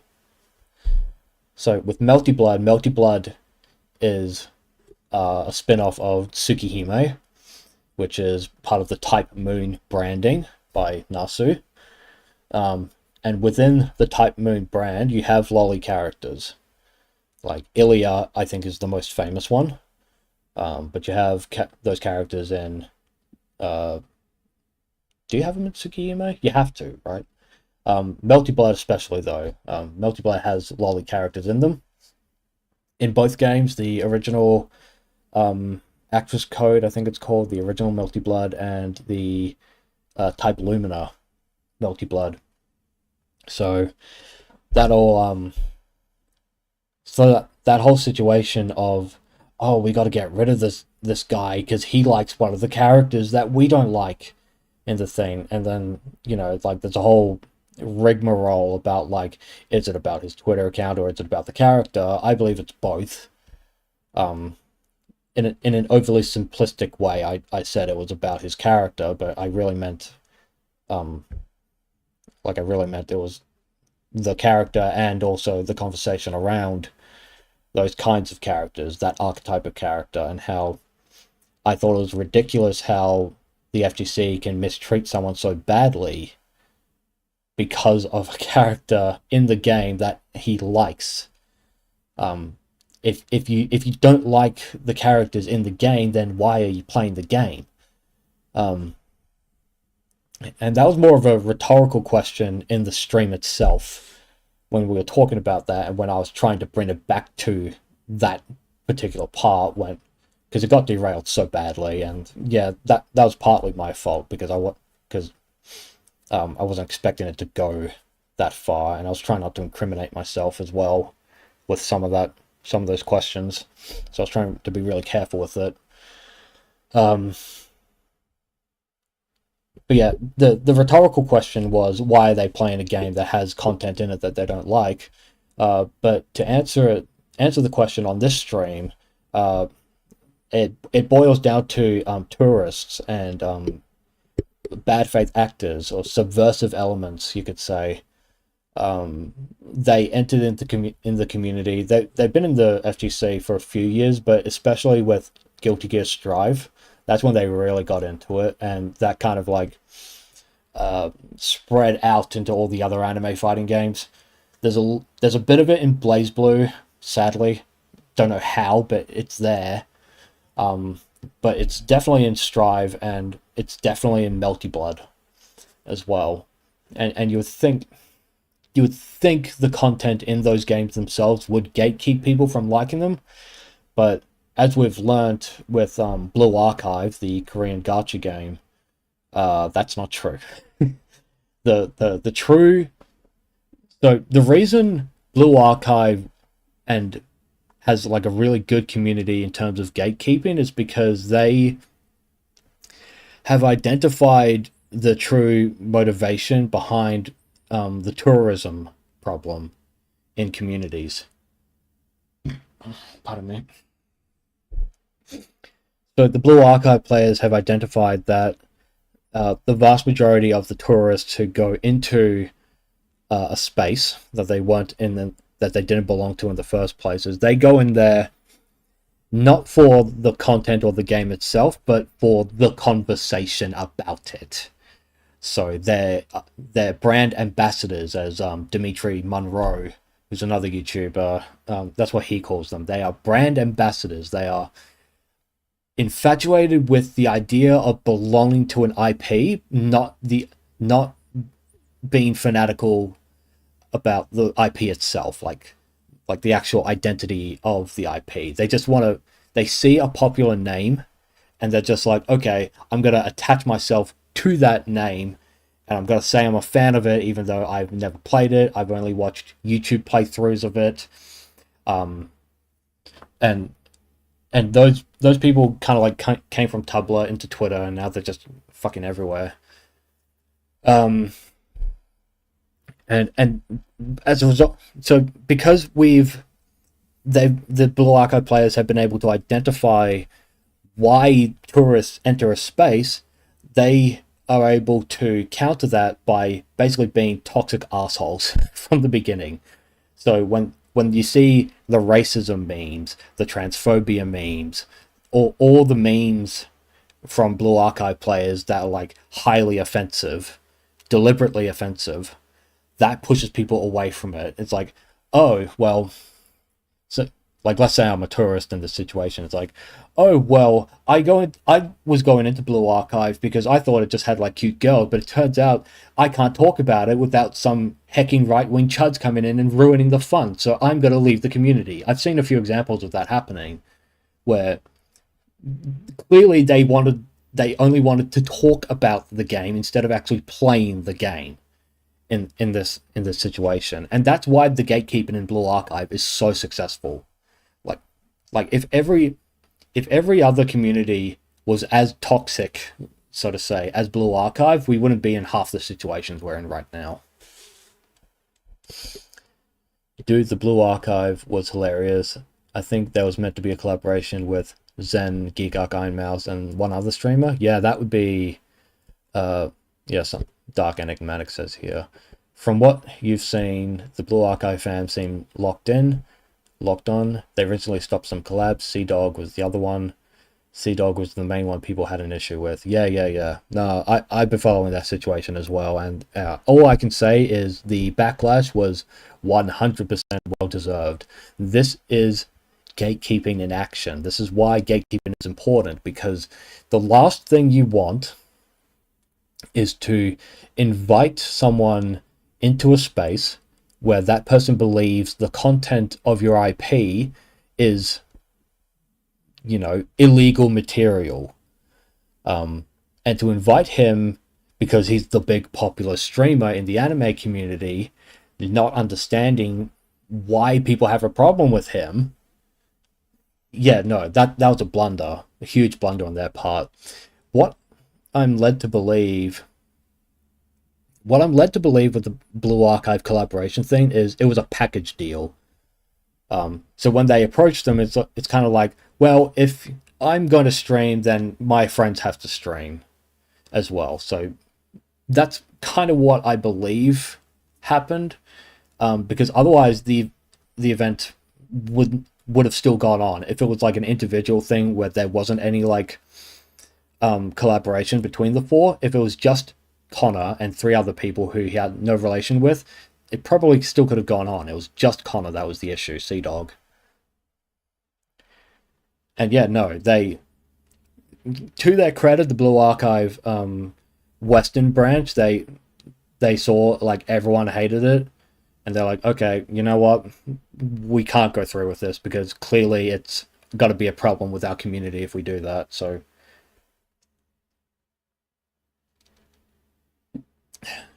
gatekeeping is okay. Yes, it is. Not only is it okay, it's necessary. It's absolutely necessary. Like, oh god, do you guys remember in the 2000s or the 2010s, like, there were all these conversations about how like, oh, these male dominated spaces aren't welcoming to women and stuff like that. And it's like, well, that, like, I'm sorry if you feel alienated by a male dominated space, but it's a necessary function to keep the spirit alive for that community, that space. And there's nothing wrong with a male dominated space. Like, I'm really tired of this notion that a community can only be as good as the amount of women in it. And I'm like, but that's not how you measure female dominated spaces, with a female male ratio where men are in the minority. You don't measure a female space by how you don't measure how good a female space is by how few men there are. Because Because if you do, then that's the only way you can be consistent, right? So to apply that logic to men's spaces, um, it's honestly evil, in my opinion. It's a subversive tactic to alienate and marginalize and disenfranchise men from their own spaces, and that's not a good thing. That's bad. Men are allowed to have same-sex spaces, just like women can. I think that's a perfectly fair standard. That's always been a fair standard, and you should resist any efforts to increase that.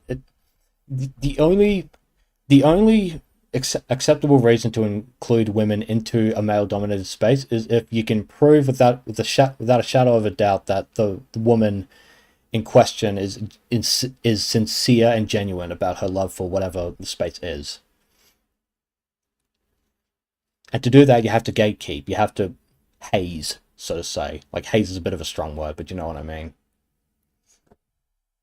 You just watched a video on the worst shonen chapters. Some were chapters you see criticized regularly. Others were just, look at the scene of Goku in OGTB speaks for itself. Oh. I assume you're referring to stuff where Toriyama Sensei, the late Toriyama Sensei, included a lot of like perverted stuff in it.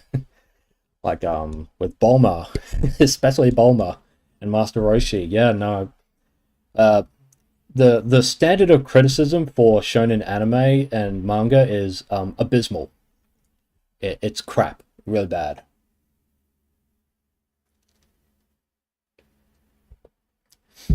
Chainsaw Man should only be degenerate. It is redundant. It is redundant. What do you mean by that? Like, elaborate on that a bit more. I'm not quite sure what you're getting at with it. I bet Sea Dog has to remain smug the entire time, like he can't be upset he lost a collab. Well,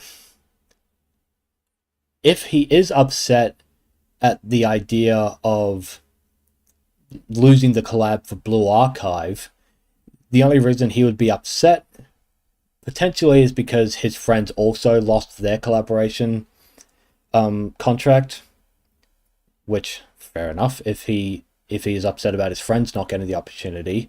But at the same time, it's like, well, they lost the opportunity because you have shit opinions about the content of games like Blue Archive or just anime in general. You have terrible opinions, mate.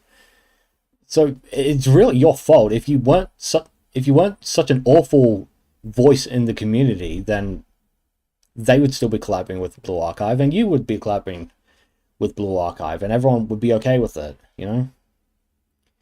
If most of these keyboard warriors spent their time labbing as much as they do on Twitter, they could almost get out of pools. Yeah, 100% Amy, 100% with that. Sea Dog's tears are made of soy. Yeah, that's true. Yeah, no, that was something, like, in the stream itself, actually, with Mike's stream, like, with Mike's stream, there was a part where I said, like, I kind of got the inverse point across, so, like, I wasn't quite clear, but, like, playing the game is more important than talking about the game, right? But in the stream, I kind of said, like, they don't play the game. Yeah, it's kind of, I don't quite remember everything I said, but with the DOA thing, I was trying to make the point of, like, they talk about making excuses for not playing the game instead of just shutting up and playing the game, right? Like, all the endless excuses, like, oh, DOA 6 has the sidestepping the meter gauge thing, which I agree is not a great mechanic, obviously, but that hasn't stopped people from playing Soul Calibur 5 with guard impact for meter. That's not a great mechanic, but I mean, people still play 5. They consider it better than 4, which I would agree with that. 5 is better than 4, at least. But yeah, that's just my main problem with the FGC. It's just a lot of yapping, like a lot of yapping, and not enough just like grinding, learning, hanging out with people, talking about the game itself, like learning the game, you know, contributing, so to say. There are a few of us, but it's honest work. Few women in the space. Yeah, there are. There are genuine women in the FGC, but there are also far too many posers.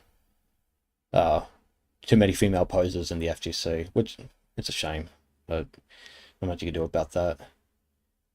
Yeah, the no ball scene in particular for Goku and OG Dragon Ball. Surprised they didn't use a Roshi scene. I think it's because the Goku scene with Bulma is more like instantly recognizable because Twitter's kind of like destroyed discourse for a lot of things. So when you see memes being passed around, that's one of the memes. So everyone just talks about that, and everyone recognizes that.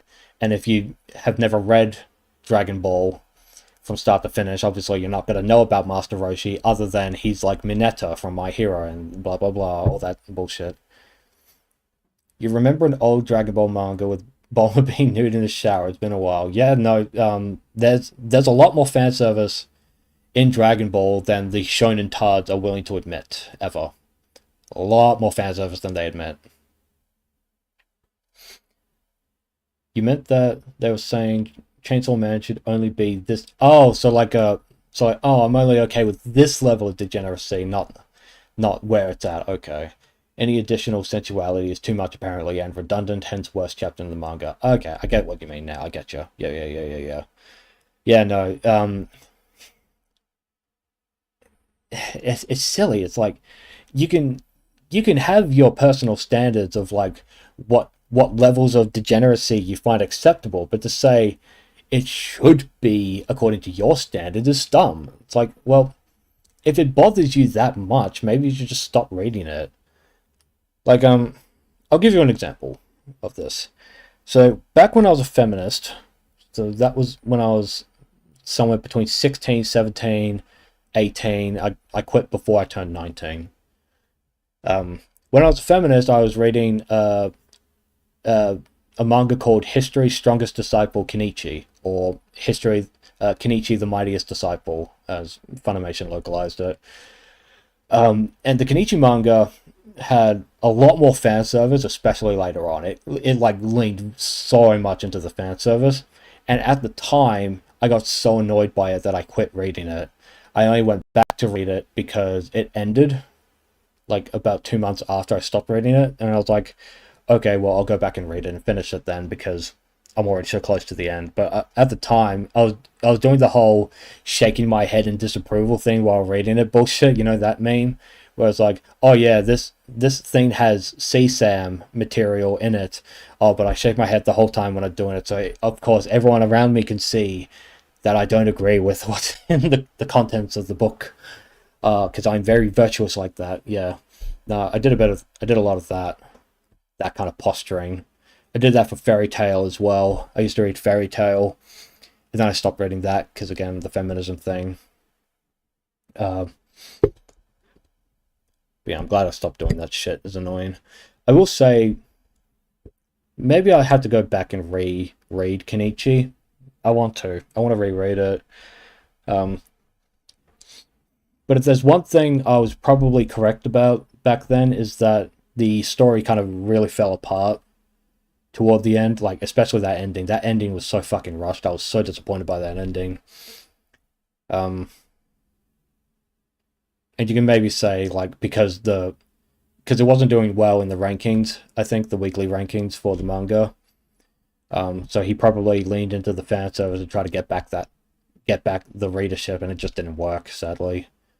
Yeah, no, I loved Kenichi growing up. It was one of the best. I loved it. You think a lot of the 3D fighters were better in older installments, but people are only refusing to play select games, it seems. Tekken 8 actually lost a few players, but people follow tournaments. Yeah.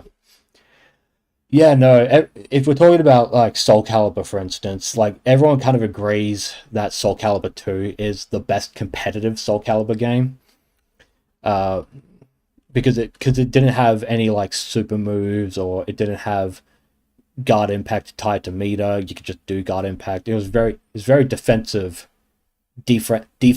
friendly for players, which is great. That's fine. Uh, in terms of other games, so I think the community consensus is Soul Calibur 2 is the best, followed by 6, uh, maybe 3 is third place now. I think Soul Calibur 5 was probably there for a lot of people, but I think now with Soul Calibur 3 on PS4 and PS5, people are going back. I've seen a lot of this on Twitter. I was really happy to see this. A lot of people are going back to Soul Calibur 3 and being like, holy crap, this game is amazing, you know? And seeing them being so enthusiastic about it makes me want to really play it now. I really want to play it. Just to like kind of see where it's at, you know? And maybe it might be a fucking dream shot, but Mike said that he plans on streaming Soul Calibur 3 in the future, and maybe if PS4 and PS5 consoles can connect, oh, excuse me, I'd like to run around a few rounds with him just to see how the connection is, because it doesn't have true online. The game doesn't have true online, but you can do like share play. So share play basically on PlayStation is like one person owns the game. They invite you to like an exclusive lobby, like a party, and you can play on their console, like play it too and things. I want to try that. If he streams at a reasonable hour that I can actually like show up and be there, yeah, I'll try to boot it up. I want to see if I can do that. But yeah. Soul Calibur 3 and Tekken 3 don't have online at all. Yeah, no, they don't have true online, so there's no like lobby system, there's no servers or anything like that. You have to do it through the console itself, and the console itself allows you to play on someone else's. Yeah, it is kind of like Parsec. It's like Parsec. That's exactly right, and that's pretty cool. I think that's a really cool feature. But yeah, in terms of like the best Soul Calibur games, people say 2. I think people are saying 6 because it's more accessible for new players, and to play online. Like people do Parsec in 6 as well. So from that perspective, and because Soul Calibur 6 improved on a lot of things from 5, so it's better than 5 in that respect. And I think Soul Calibur 3 is now third place in people's minds, followed by 5, probably Soul Calibur 1, and then 4. I want to say that's my assumption anyway. Like I haven't seen anyone do a tier list, but I know people can criticize Soul Calibur 4, not for the Darth Vader or Yoda thing. Yoda, yes, but not Darth Vader, because you know that brought a lot of people in. It was cool, you know. Your internet's dying and killing the stream. Oh no, I'm sorry. Oh, that sucks. Oh, I don't know how to, like, because YouTube said the bit rate needed to lower itself, and I lowered it, but, oh. Well, hopefully you can rejoin at some point. Because, you know, the stream will always be here. I'm not going to unlist it or anything, so if you needed to dip for whatever reason, like if your internet really dies, then I understand, that's fine. But yeah, no, Soul Calibur 4, everyone hated the Yoda thing. Understandable, he's tiny, very annoying to hit. But the game was also really slow, and from what I understand, it had like a lot more anime fighter combo systems. So it didn't play like other Soul Caliburs quite as much, and that was when the super system was introduced as well. I remember that, where you could do super attacks. But yeah, it kills, like Soul Calibur 4 killed the pacing of the gameplay, like the moment to moment gameplay. Soul Calibur 2 and probably 3 now, and 6. If you want like a genuine Soul Calibur experience, you'd probably play those 3. Or 5. You could play 5 as well, that's fine. Put my shin there. But, what'd you say? 3D Fighter's better in older installments. Yeah, okay, so actually, I really wanted to talk about this on the stream itself, but I'll talk about it with you guys, actually, while I'm here. So, I've been doing a lot of thinking about the Tekken games, And um, one of the questions I've been asking myself is why you came back right as I read your chat. Hey, that's awesome. Hopefully you'll stick around for a bit longer then.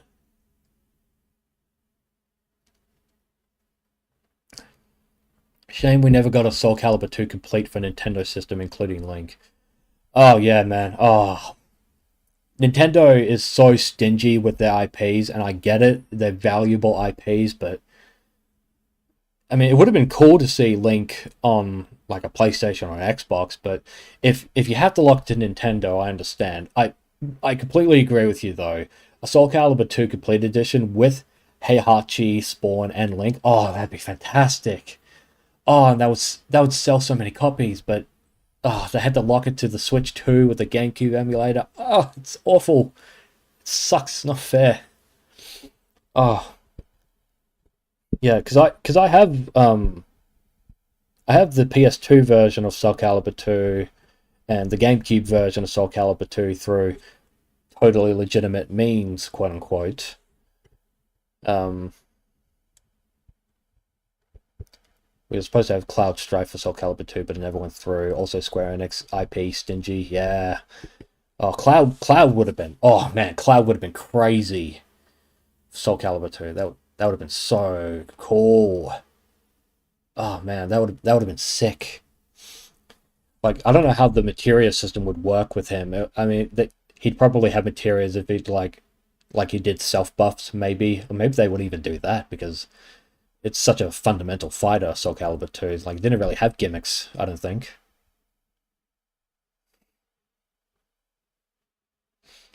You think the game would have taken off with Square Enix's help than Tekken? Yeah. Hmm. Yeah, honestly, yeah, I think I agree with that. Yeah, because you know, with like Namco games with Namco characters, like, oh yeah, that makes sense. From that perspective, it's like, yeah, well, like, it's not really like special, you know. It's not Link from Legend of Zelda special. Uh, Spawn is a weird pick, but I understand Spawn, and that Spawn's at least easy to get the licensing for because it's owned by the creator, not like Marvel characters. Squaresoft was huge. Square was huge at the time. Yeah, they were called Squaresoft back then too.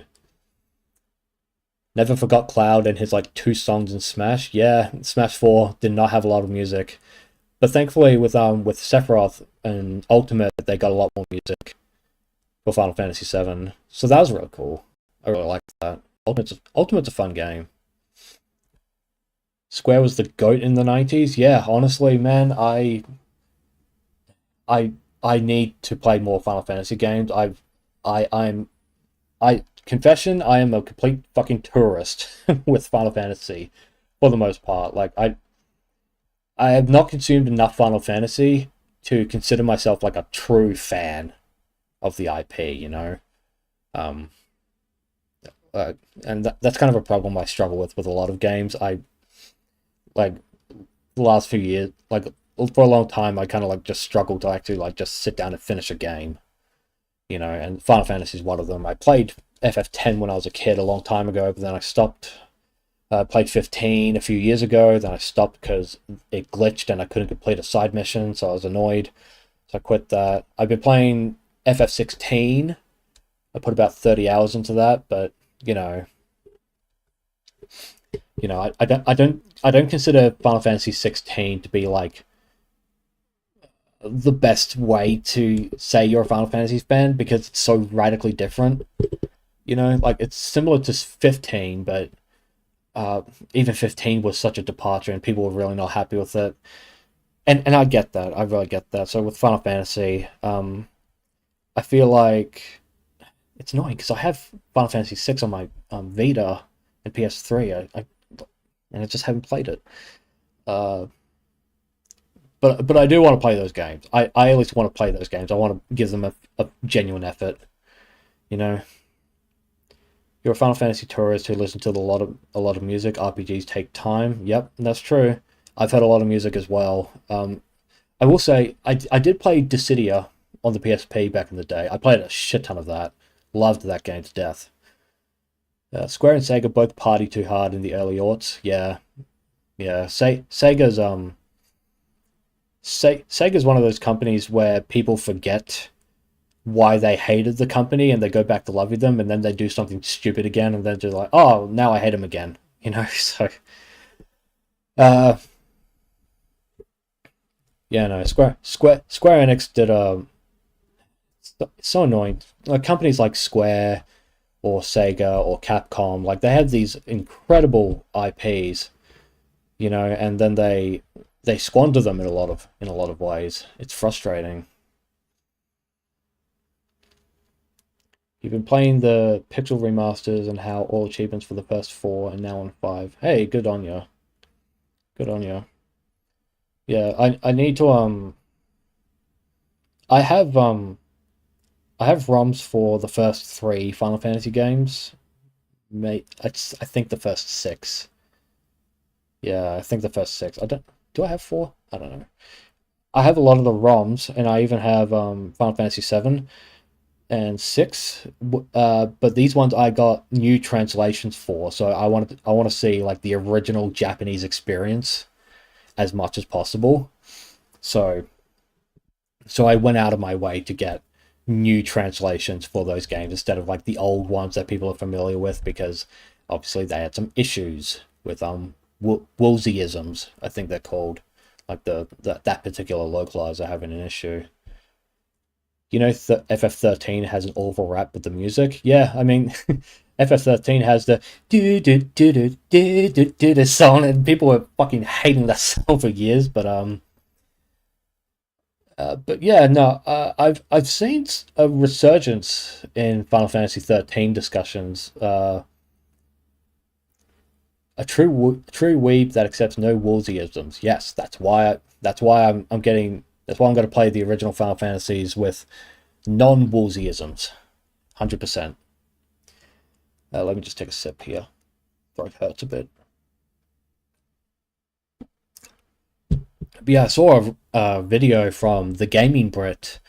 I don't know if you guys are familiar with that YouTube channel, the Gaming Brit. He was a big like DMC channel kind of thing, like an action game YouTuber guy. He kind of moved away from that, sadly, because I think that was some of his better works. I liked that stuff a lot. Um, but he talked about Final Fantasy 13, and I watched that. And I wasn't too worried about spoilers for 13 because I watched my brother play the ending, so I already kind of know the story for 13. And he came away from that game actually quite liking it. Game of Brett's a favorite of yours? Yeah, no, he put out some fucking bangers. Like, I think my favorite video would be about action games themselves and how he was so sick and tired of people saying character action, stylish action, all that nonsense. He was completely right. Action games, regardless of what differences they have, they're just action games. Just action games. Yeah, fuck, that's such a good video. I think. So I'll just finish the point about 13. I'll just finish the point with 13. Uh, yeah, he did that, and I noticed there was like a resurgence of people, like a kind of revisionism of like people who said, yeah, actually, I really liked 13. I think 13 was a good game.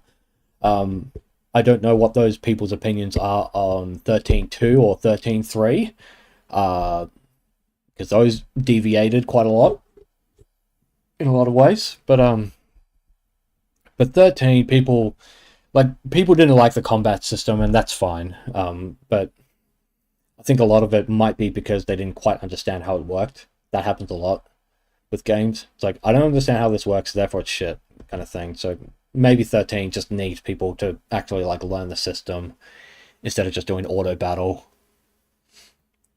You liked 13, but you get people's complaints about it. Yeah, no, it's not a perfect game. Like some of the characters, people were annoyed by some of the characters, and how like there was a bunch of I know there were like a bunch of text logs for the background story, so it kind of like forced you to sit there and read for a bit. Yeah, that's a whole. Yeah, there are definitely things you could say about 13 that didn't age well, but um, maybe it's good. I've been thinking about getting it on Steam actually, just to like try it. Yeah, you've always liked 13. Hey man, more power to you, man. That's good. Lightning Returns has a fun combat system, it seems. I only played the demo. Yeah, my brother played, one of my brothers played 13.3 a lot back in the day. Like, I think he did like 6 complete playthroughs, something like that. He liked that a lot. You haven't played the sequels to 13 yet. Neither have I, so we're the same in that. But yeah, with the Gaming Brit thing, oh my god. We'll do Gaming Brit and then we'll try to go back to Soul Calibur. I'm so sorry, got derailed so badly. Yeah, with the Soul Calibur 2 thing. Yeah, okay. We'll talk about Gaming Brit and then we'll go back to Soul Calibur 2. Okay. So I think what people were trying to identify when they were saying like character action game, I think what they're actually saying is 3D action games. So like 3D polygon action games. Previous action games were like side-scrolling platformers kind of thing, or beat 'em ups. And then when Devil May Cry came out, that was obviously a 3D action game, and then that spawned like a whole new subgenre of action games.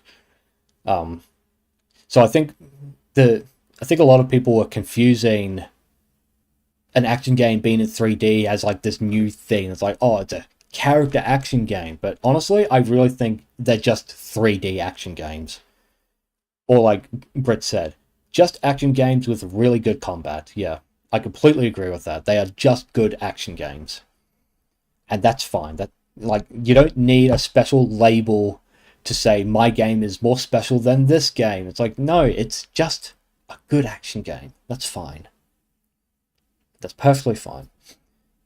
The only thing that I really do believe this. The only thing that distinguishes the character action games from beat 'em ups like and other action games is just, is it a 3D game?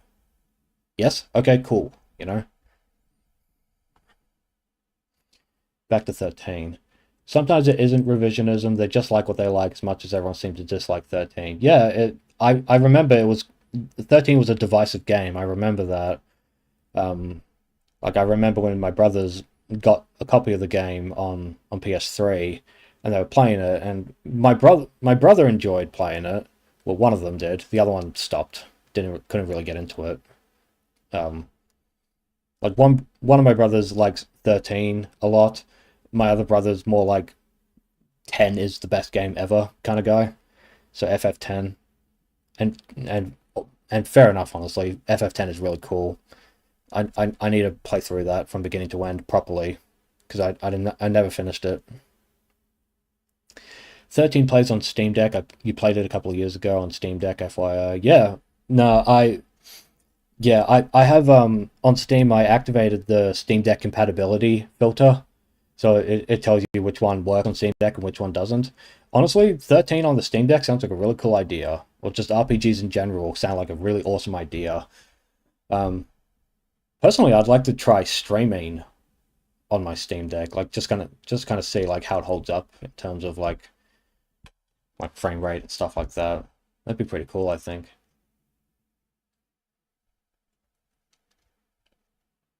But yeah, sorry, Amy. Let's go all the way back now to Soul Calibur 2. We got completely sidetracked by that. So, Soul Calibur 2. Yeah, man. Oh, could you imagine if if they did a Soul Calibur 2 release, kind of like Marvel versus Capcom when they did that? Oh, but imagine if they like put Soul Calibur 2 on a cartridge and it had Link, Heihachi, and Spawn, or in the ideal world it'd be Cloud, Spawn, and Link. Oh man, that would have been such a cool. I'd be playing that game now. Oh, that'd be so cool. Such a shame, man. It's really such a shame. Um, like Soul Calibur 2 should be its own like digital release, in my opinion, but I don't know if Bandai wants to justify the cost, and Nintendo certainly doesn't want to do that if they can help it. Oh, such a shame. Really, such a shame. Like I know there are mods, like there are ROM hacks people have made that put all the characters into one. I think it's based on the GameCube version. I'm pretty sure. Maybe the PlayStation, maybe the PS2 version. Someone can correct me on that. I don't know. I don't know for sure. But but yeah, there is a way to play with Link and Heihachi and Spawn in the same game. At least I'm pretty sure there is. Uh, God, that would have been so cool. Would have been so cool. Would have been very cool.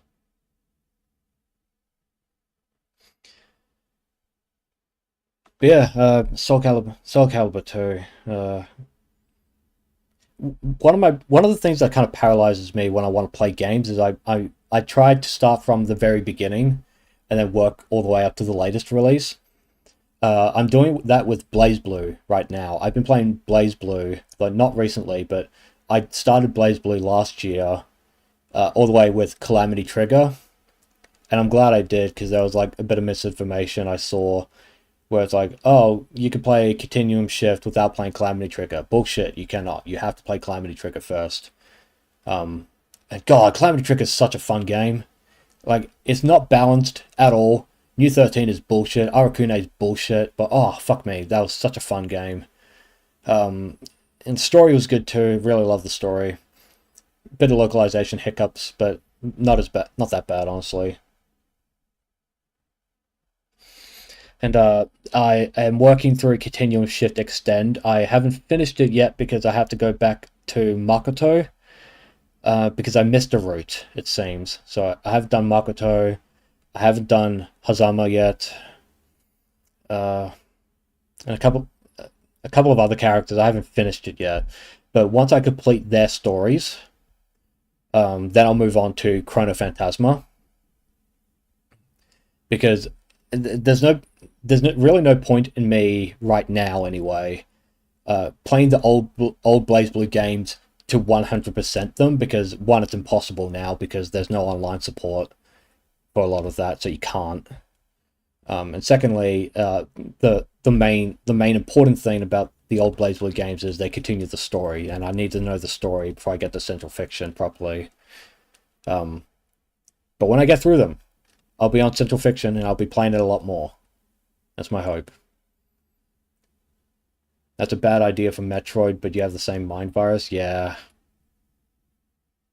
A lot of fans love to market their series as being able to start anywhere. Yakuza 8 Infinite Wealth, of all things, had this. Yeah, oh man, yeah. No, I hate that. I really hate that. And they do that because it's so obviously because of marketing. Like, yeah, you can jump in anywhere. Here's the new game. We want you to buy the new game, so it'll look good on financial reports. Like, yeah, no shit, you want us to play the new game, but it's not a good jumping in point. You mentioned Metroid and Yakuza. I will give you DMC as well, Devil May Cry. So many people, a lot of people jumped into 5, then they complained about being confused by the story, and I'm like, because you didn't play the first 4, you drip. Like, what are you doing? Like, yeah, DMC 1 is hard as fuck. Yeah, DMC 2 is shit. DMC 3 is amazing. DMC 4 is good. I wouldn't say it's a masterpiece, or close to a masterpiece. It's close, and obviously DMC 5 is great too.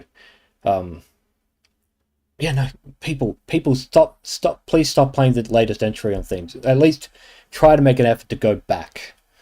And you could say as well, the whole marketing push to say buy the newest game, ignore the older ones. That could also be what is making the tourist problem in communities so bad as well, because like these people come in with their big wallets or full of money and they swing it around like they own the place, and they're like, yeah, I'm a fan of the franchise now because I have the newest game. And it's like, well, what about this and that about the lore? It's like, what? No, I didn't play those, I just want to play the new one. It's like, well, then fuck off then.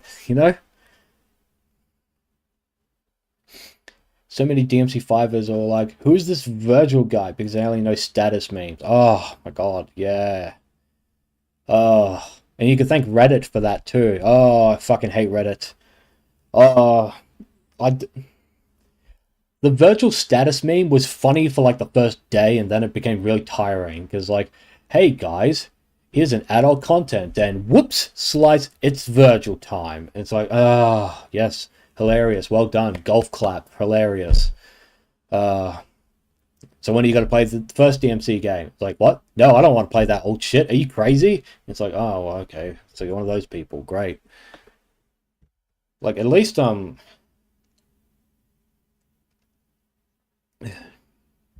there were some VTubers who did that as well. Like, famous retired VTuber Galgura, um, who's reincarnated, by the way, used to go to Saba. Uh, he started with 5, and um, that was it's not a good idea, but thankfully in her case, she came away loving DMC5 enough to go back and at least play DMC3, and she never finished 4, but she played 4. But she at least went back and played 3, which is better than I can say about most people who pick up the DMC5. You forgot about that meme? Yeah, the Virgil status meme. Yeah. The only funny meme to come out of Virgil in 5 would be like the plastic chair meme. That's at least still funny, because it plays into like the boomer dad meme. But the Virgil status meme, oh fuck, I hate that meme. I hate that meme. It's so annoying. It's not funny anymore.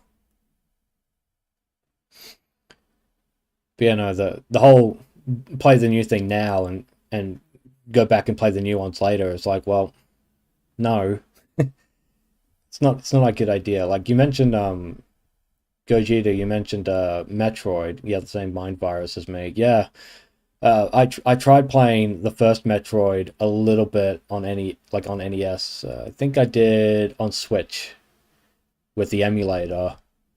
Yeah, because I remember doing save states and stuff. That game's fucking hard, and it's kind of outdated in a lot of ways. It's kind of hard to get into. So yeah, I totally get that. Like everyone just like you can at least say Super Metroid is a good jumping off point because it's apparently a really good game. I played a little bit of it. It's fine. I haven't played it enough to say like I love it. You know. So that's some yeah. Metroid's difficult with that, and Final Fantasy. Final Fantasy can kind of get away with it because they're standalone games. So you can play 6, or you can play 7, or you can play 10, and then you can kind of work your way backwards from there because and yeah, I think Final Fantasy alleviates that problem a little bit. Oh man, I completely forgot about the Tekken discussion I wanted to do. We'll get back to that in a tick. You think if you draw a Metroid 1 via 3DS would be easier, but you'll get there. Okay. Yeah, no, definitely give it some thought. Like, think about like how you're gonna approach a series. Like, which platform do I do it on? Should I do it on an emulator? Should I do it on the console itself? Trying to avoid the remake shortcut wherever possible. Yeah, good idea. That's a pretty good idea. Although I will say I'm a bit of a hypocrite.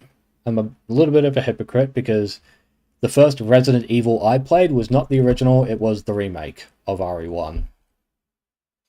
In my defense, though, I was recommended that version by my best friend, who I haven't spoken to in a very long time because he cut off contact. That was one of the things that happened in the last few years. It really sucked. But he said, yeah, play remake because the analog stick changes the game. It's so much better. Don't play with the D-pad. It's shit, kind of thing. So I did what he said, and yeah, oh fuck, RE1 is such a fantastic game from Capcom. It's why I love Capcom so much. It's why they frustrate me so much too. What are you doing, Capcom? RE1 is a fucking phenomenal game. Love playing that. I loved RE1 the remake so much that when GOG, good old games, when they got the Resident Evil games on their platform, I'm like, you know what? I'm gonna buy them again. And I even bought the original trilogy, RE1, 2, and 3, not the remake ones because they're not on there, and I don't want RE3 remake because it's shit. But yeah, no, I loved RE1 remake so much I went back to buy the other ones, so I'll be playing those in the future, definitely. First and H-Home Barrow you played is Origin, but in your defense you still have no PS2 and you think the Wii game is still sick. Yeah, no, that's fair. I think like my main problem with people playing the newest entry as opposed to starting from the beginning is the tourism thing, where people play the new entry and they know nothing about the old stuff, and they kind of go around the place thinking they know it all and thinking they're better than you because they played the new one, you know? Like, I think if, uh, especially if it's a story-driven game, like if it has a really good story, like an important story, that grinds my gears as well, honestly. I don't like that. Like if it's a narrative game from start to finish, you should start from the beginning. Something like Soul Calibur, for example, you can kind of get away with starting with six because it's accessible, and because the story is kind of a reboot, soft reboot. Takes place, I think, after Soul Calibur 2, maybe around the same time, kind of thing. So the timeline's a bit wonky with that. Um, and if you're playing Soul Calibur 6, you're mainly playing it for the gameplay these days, not really for the story. That would be for the first three games for the story, at least. I want to say Soul Calibur 1, 2, and 3. Remakes should include original versions by law. Yeah, honestly, I can see that argument. It's a good argument. It's a good point to make. Like, I think there was a remake of a game that there's a YouTuber called The Electric Underground. He covered a remake of an old like side-scrolling 2D action platformer game, and that was it by Natsume? The Natsume developers? I don't remember it's late for me, and I don't remember the title. But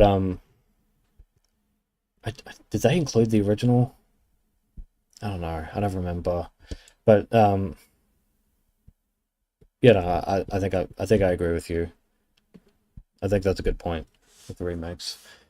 But with new entries, in a franchise. So the thing about here's the problem with Tekken. To kind of tie it all the way back to what I was sidetracked from before with Tekken. Something I really wanted to ask the guys on the stream about was why do they think... Oh, we'll read the comment first. Most fighting games use story quite loosely. BlazBlue is a VN with a fighting game attached, correct? You're still playing older Fatal Fury games first. Your Fatal Fury 1's Strongest Soldier. Yeah, that's something... Yeah, because I picked up City of the Wolves day one. I bought it on the day it released. I don't really do pre-orders anymore. I bought City of the Wolves, and I played it, and I really sucked at it. And I think one of the problems I have with City of the Wolves is I don't have the attachment to the characters that I should.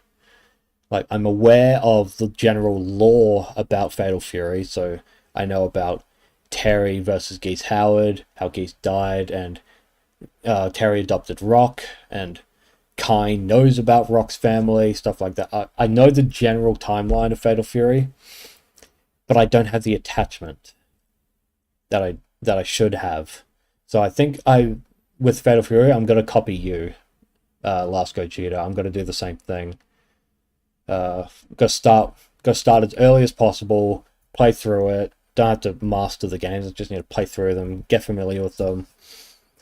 Work my way up with like Mark of the Wolves, and then hopefully by City of the Wolves I'll be like, okay, now I'm properly invested. Now I know what I'm getting into, even though I really suck at that game. But yeah. So what I really wanted to mention with Tekken on the stream. You also think Mark of the Wolves is a relevant game in particular. Most of the cast and mechanics are from there. Yeah, that's true. Yeah, I bought Mark of the Wolves. I have Mark of the Wolves on quite a few platforms, actually. I have it on... Did I buy it on Steam? I have it on PS4 for certain, and I actually have... Do you guys remember a Neo Geo 40th anniversary little mini arcade cabinet? Do you guys remember that? It came with like a controller. It was for the 40th anniversary. It's not the anniversary collection. That was a separate thing. This was a little mini arcade cabinet where it had like a little stick and buttons, and had a bunch of games on it. I have Mark of the Wolves on that as well because it's there. Yeah. Oh, and I have it installed on my Vita as well. I played a little bit on Vita. Don't recommend it because it's not one of those games you can play on a Vita, but it's fun. If you're not like playing it like super competitively on the Vita, you can still have a good time with it, I think. The real question is, do I main Ronaldo? No. Not only have I never touched Ronaldo and I've never touched Ganache in the combo trials. So when the game had 5 combo trials when it launched, I did every character except those 2 because I hate their inclusion so much. I have never ever touched them ever. I've gone online and I've fought a Ganache player, but I have never played as Ganache and I've never played as Ronaldo. I've never even touched Ganache's stage. I changed the music on his stage, never listened to it. But yeah, no, I've still not touched those characters and I never will. Gotta go soon, but nice chat. Ganache is fine with you. Hey, well, honestly, man, thanks a lot for showing up. Thank you to everyone for showing up, honestly. I wasn't expecting to stream for this long. Like, I was expecting to stop in, like, an hour, maybe an hour and a half, but honestly, just chatting with you guys and getting my thoughts out, this is really fun. Like, I've really enjoyed this. Yeah, man, if you gotta go soon, then by all means, feel free to. I'm just gonna talk about... Give War a chance, give Ganache a chance. Yeah. I'll admit I've softened on Ganache a bit. It's mainly Ronaldo that's my issue. Yeah, Ganache, I get it. He seems like a nice guy. He seems like Ganache at least is selling a character, like a persona. So it's not just the man, but he's an actual like persona that he puts in like his music videos. So there's at least something there. It's not quite as bad. In principle, you would have preferred an original character, an older character, but they'll come with time. Yeah, no, I honestly... I think everyone wanted Duck King instead of Ganache, because I remember when the trailer went out, and fuck were people fucking pissed at the trailer. But Duck King, as far as I'm aware, Duck King is the most similar to Ganache in terms of just like general play style, general like characterization and stuff like that. Because I'm pretty sure he's like a hip hop guy, like a dancer kind of thing. I'm surprised I haven't seen a mod for Duck King, like replacing Ganache. I don't think I've seen any character swap mods for City of the Wolves, and that's kind of a shame, honestly, because Duck King's your boy, yeah, man. I'll admit, I don't know pretty much anything about Duck King. I just know that he's from an SNK game. I know he's from the Fatal Fury universe, so... Yeah, man, I think Duck King would have been pretty cool. Not Ganache. I don't want to play Ganache. You'd have to pay me to play Ganache. I'll pull it up on stream if you paid me, but... yeah, no, my main issue is with Ronaldo. Duck King's mechanically very, very different to Ganache, and mod wouldn't solve the problem. Okay, okay, if that makes sense then. I kind of thought, like they were like their theme was similar. Like Duck King was like that kind of like hip hop dancer kind of guy.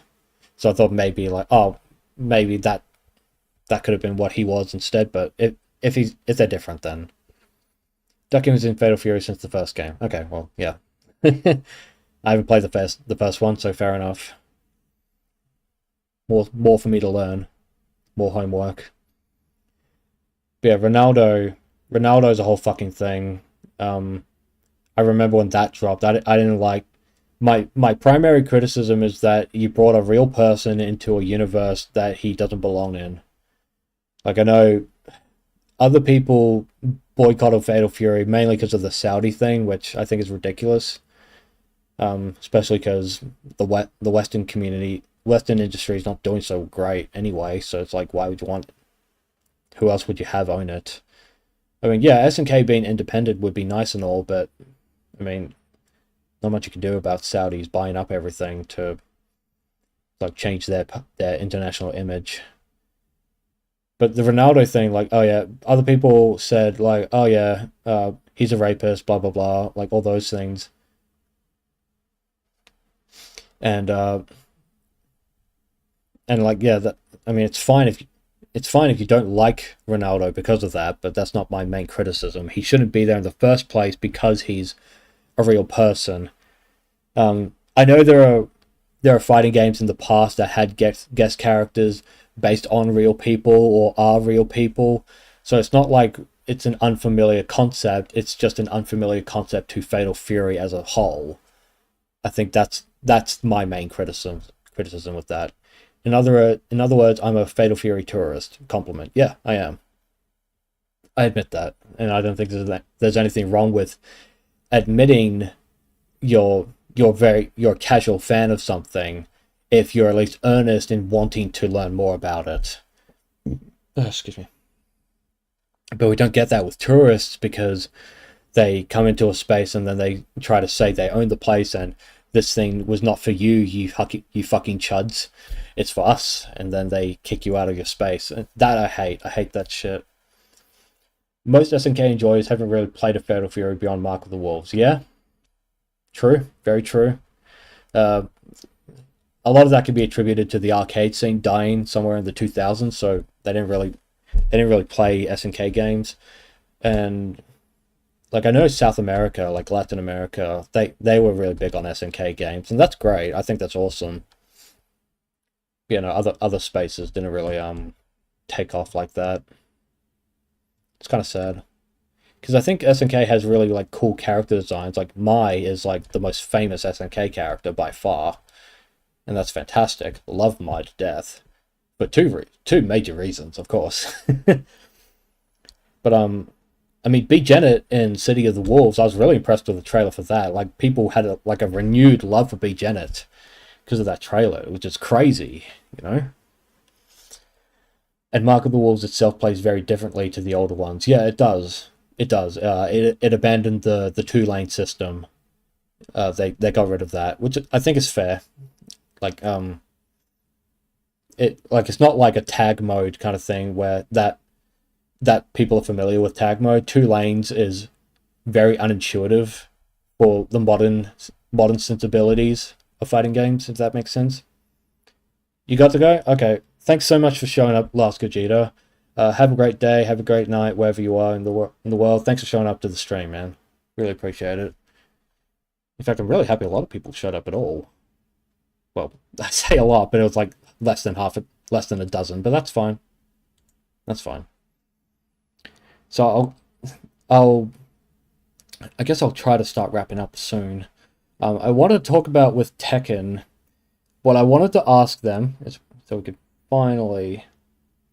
You think Lang should be optional? Yes, I agree with that.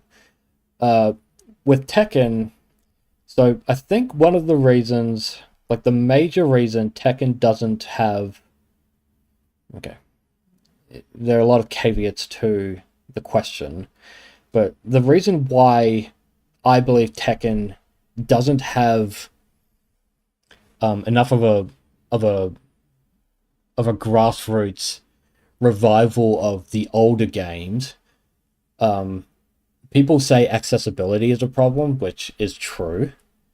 Unless you're familiar with emulators, in which case that doesn't apply to you. Because obviously people want it on Steam, they want it on PlayStation, Xbox. That's fine. But I would say the primary reason why Tekken does not see older games being played regularly is because Tekken is an iterative fighting game series. So what does that mean? What does it mean when they're iterative?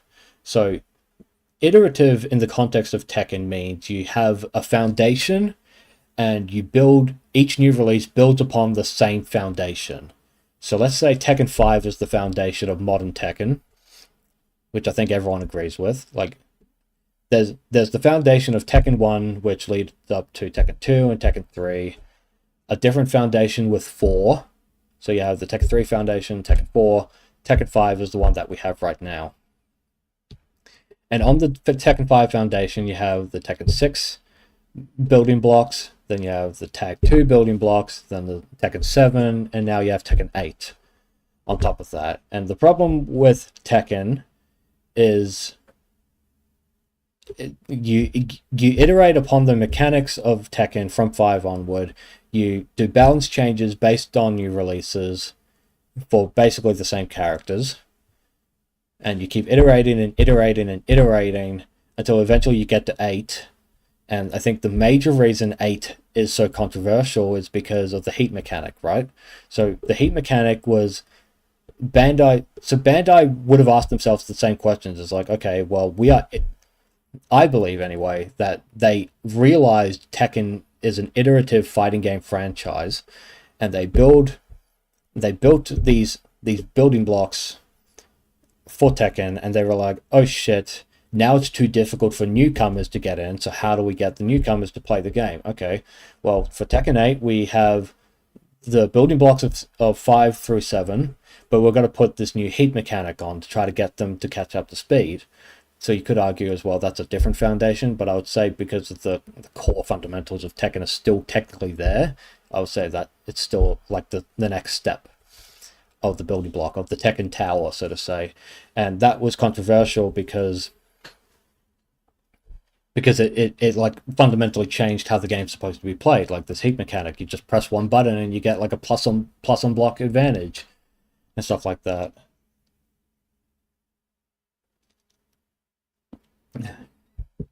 So the problem is you have this like wrecking ball at the top of the Tekken tower that is heat, and you like ram it at the top and it knocks everyone off the foundation of 5.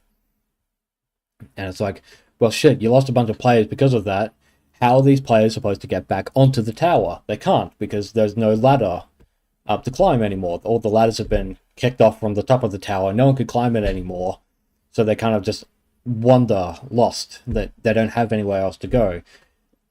Some people tried going back to Tekken 3, that didn't help. Tekken 5 DR, so some people tried to start Tekken 5 DR from the base. Like, okay, we can't climb to the top of the tower, but we can at least reach 5, and that didn't go anywhere. It's okay, well, we can't do that, then we'll try Tekken 6.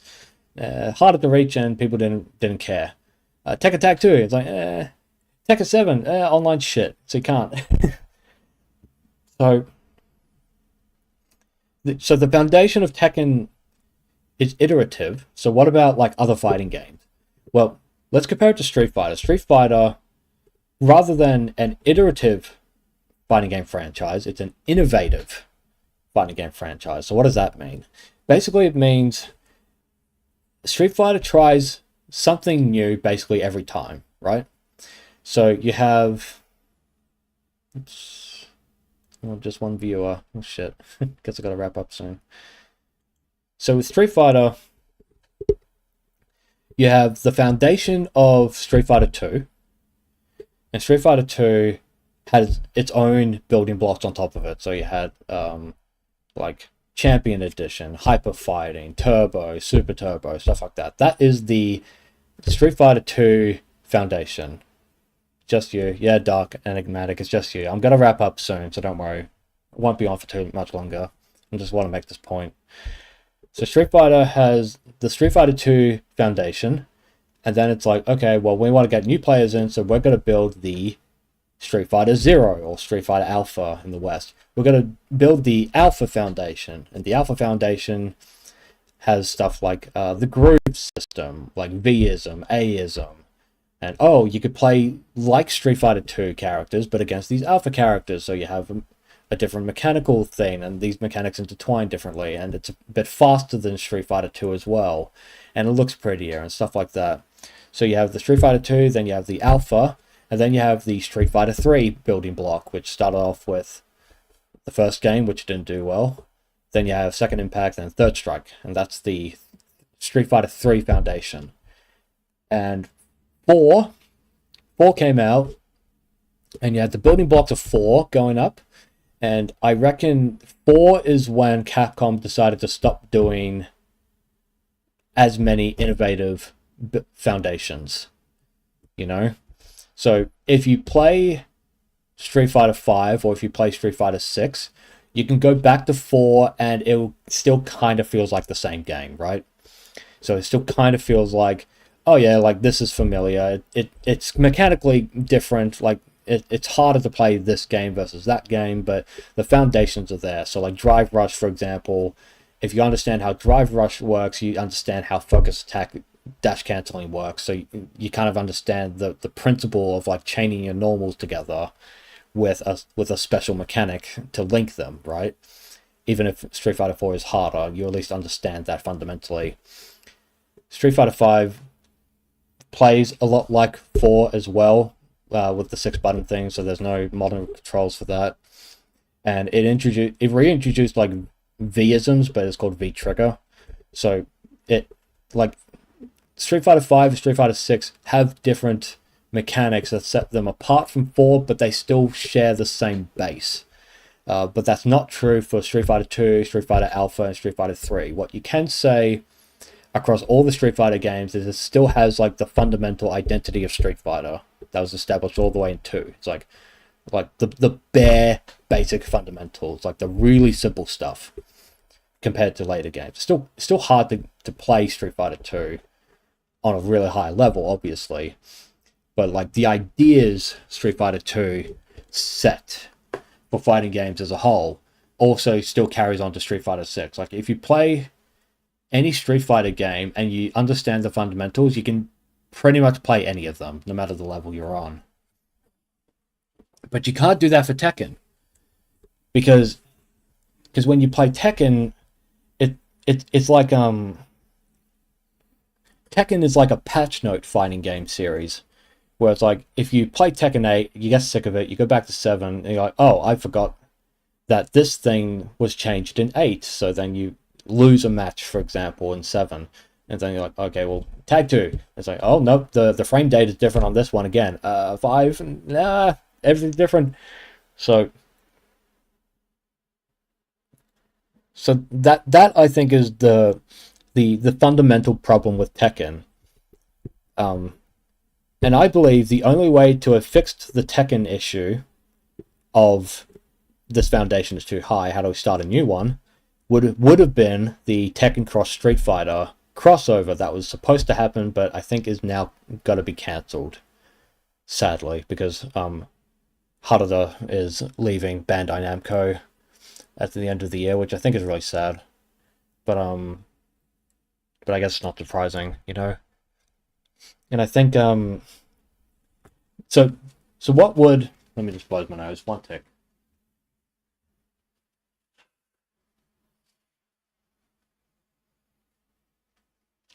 So the question then is, okay, what could Tekken Cross Street Fighter have actually done differently? How could that have set a new foundation for Tekken? Well, basically, you already kind of saw glimpses of it with Akuma in Tekken 7. So Akuma has like jump attacks, right? Like he has the best jump attacks in the game because fundamentally Tekken characters don't jump. Like if you jump in Tekken, you kind of shit at the game, kind of thing. It's not very good. And you don't have proper anti-airs like Akuma does, so you can't. Fundamentally, the game, like Akuma's gameplay and Geese's gameplay, are all very different from the rest of the roster. So what should have happened with Tekken Cross Street Fighter is that should have been your ticket to trying something different with Tekken, and that could have included Heat. So you could have that was the opportunity for Bandai to fundamentally offer a brand new Tekken experience that didn't alienate the old fans. There are 2 people now watching, by the way. Maybe one of them's me, because I have a backup stream. Maybe. What if I closed? What if I closed it? Maybe it's just be me now. So Tekken Cross Street Fighter, it could have had Heat. It could have had Drive Rush. It could have had it could have had anything. It could have changed so much about Tekken while not entirely alienating long-term Tekken fans because it would have been too different for them. It's like, oh well, I don't like how Tekken Cross Street Fighter plays. I'll just stick to Tekken, and you know that um they could have still gone back to Tekken. And then new players could have picked up the crossover game, and they could have learnt some stuff about Tekken, but also like Street Fighter stuff, and that could have been like a whole spin-off thing. Could have changed a lot, I think. But it was too late for Bandai, and the reason why the crossover game didn't happen is because Tekken 7 sold so well. If it wasn't for Tekken 7 doing as well as it did, I reckon we'd have Cross Street Fighter. We wouldn't have Tekken 8 being so fundamentally different from what people wanted from Tekken. You know, so I think that's a real shame. A real shame. And Harada leaving now. Some speculate he's going to Sega for Virtual Fighter. I actually reckon if he's refocusing his life after Itagaki's passing, if it were me, I would try getting going to Koei Tecmo and getting DOA 7 off the ground. That's what I think. I think DOA 7 would have been good. Because he didn't say he's retiring, he just said he's leaving the company, so likely he's got to take it. He's probably got to do what Hideki Kamiya, that's his name. He was former Capcom, went to Platinum, he left Platinum, and now he's back at Capcom technically. Went back to them. So he might take a year off before he's like confirmed for a project, or maybe even 2 years off, who knows. I reckon by next year we'll find out if Harada's still in the gaming industry and if he's going to work on a game. I hope it's Dead or Alive 7. I think the best way for him to honor his friend is to make like a penultimate Dead or Alive game, like the final Dead or Alive game that like honors Itagaki's legacy and honors the identity of Dead or Alive. I think that would be fantastic, personally. But if he moves to Virtual Fighter 6, I get it. Like obviously it's Virtual Fighter, it's Sega. It's like the pioneer of 3D fighting games, really. But I hope it's DOA 7. I think that would be the best way to put a pin on his career. Like say, yep, this is the final chapter of my video gaming career. That's what I think.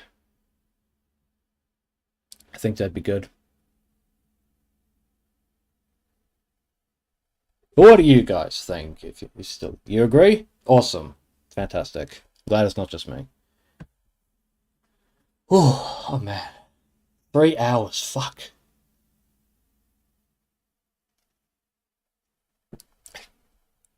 That does sound good. Yeah, I think so. Yeah, I think if I trust anyone to take DOA 7 to where it should be. If I had the choice, I would choose him. I would choose Harada because you know Itagaki and Harada and DOA and Tekken they were like rivals for a while. Because Itagaki wanted it to be that way, and it worked. The marketing was really good from his perspective. He made himself like this antagonistic rival character. He was like the villain in Japan, but in the West he's the hero because he's awesome and based, and he says shit that no one else will say because he's based and all that stuff. But I was really happy to know that they're actually like friends, like they went to uni and stuff like that, and I think that's really nice. And I hope if Harada is taking a break for a year, I hope that if he comes back, he signs up with Koei Tecmo, and is like, yep, Dead or Alive 7, and this will be my final game, and this is my tribute to my friend. That'd be fantastic. Like that'd be the best way to go out, in my opinion. Yeah. Okay. What do you say, guys? say 3 hours is a good place to stop. There are currently 2 of you watching, so I won't hold you. I won't hold you up for too much longer. At this point, it's midnight where I am, so I will. I'll be wrapping up soon, and I'll go chat with my brother for a bit, get some water. You're going to bed? Yeah, I'll go to bed soon as well, I think. Yeah. Oh, but honestly, I had a really good time streaming tonight. I thought this was really good. Um, yeah, I got to it. You know, I'll put my book up just one last time. That's why we're here. Keep closing it, but yeah, stop doing that. I think stop closing things. So pull that up. All right, we'll wrap it up with. Good to see me back after a hiatus. Thank you. That's really nice of you. Yeah. Yeah, oh fuck man. A lot of shit has happened, but I think that I think that stream really put into perspective that I'm actually capable of doing streams and like carrying a conversation. That was one of my like one of my fears, I guess. Not really a fear, but like something I was uncertain about. Like, oh, can I really do a stream on my own, and can I really like hold a conversation for a while? Like when I just forget, when I just go silent for too long, then no one will watch me, kind of thing. But I think going on Mike's channel really put into perspective that that yeah, I have a lot to say, you know, and I feel like I forgot about that because years ago when I started this channel, when I became ethnic weeb, um, you know, I felt like I was motivated back then, you know, and I lost that motivation for various reasons. But going on Mike's stream helped me. It convinced me that yeah, I am capable of doing this. Like I'm capable of doing this, and maybe if I do it enough, I can monetize the channel, and I can earn a little bit of money. Only if you guys want to give me money, of course. It'd be silly for me to feel entitled to anyone's money when I don't do a lot on this channel. But maybe if I do enough videos, maybe if I streamed more in between videos, that might help, you know? That might be cool. Yeah. Okay, well, none of you are watching anymore, so I guess I'll... two of you showed up! You came back! Oh my god, everyone came back! So,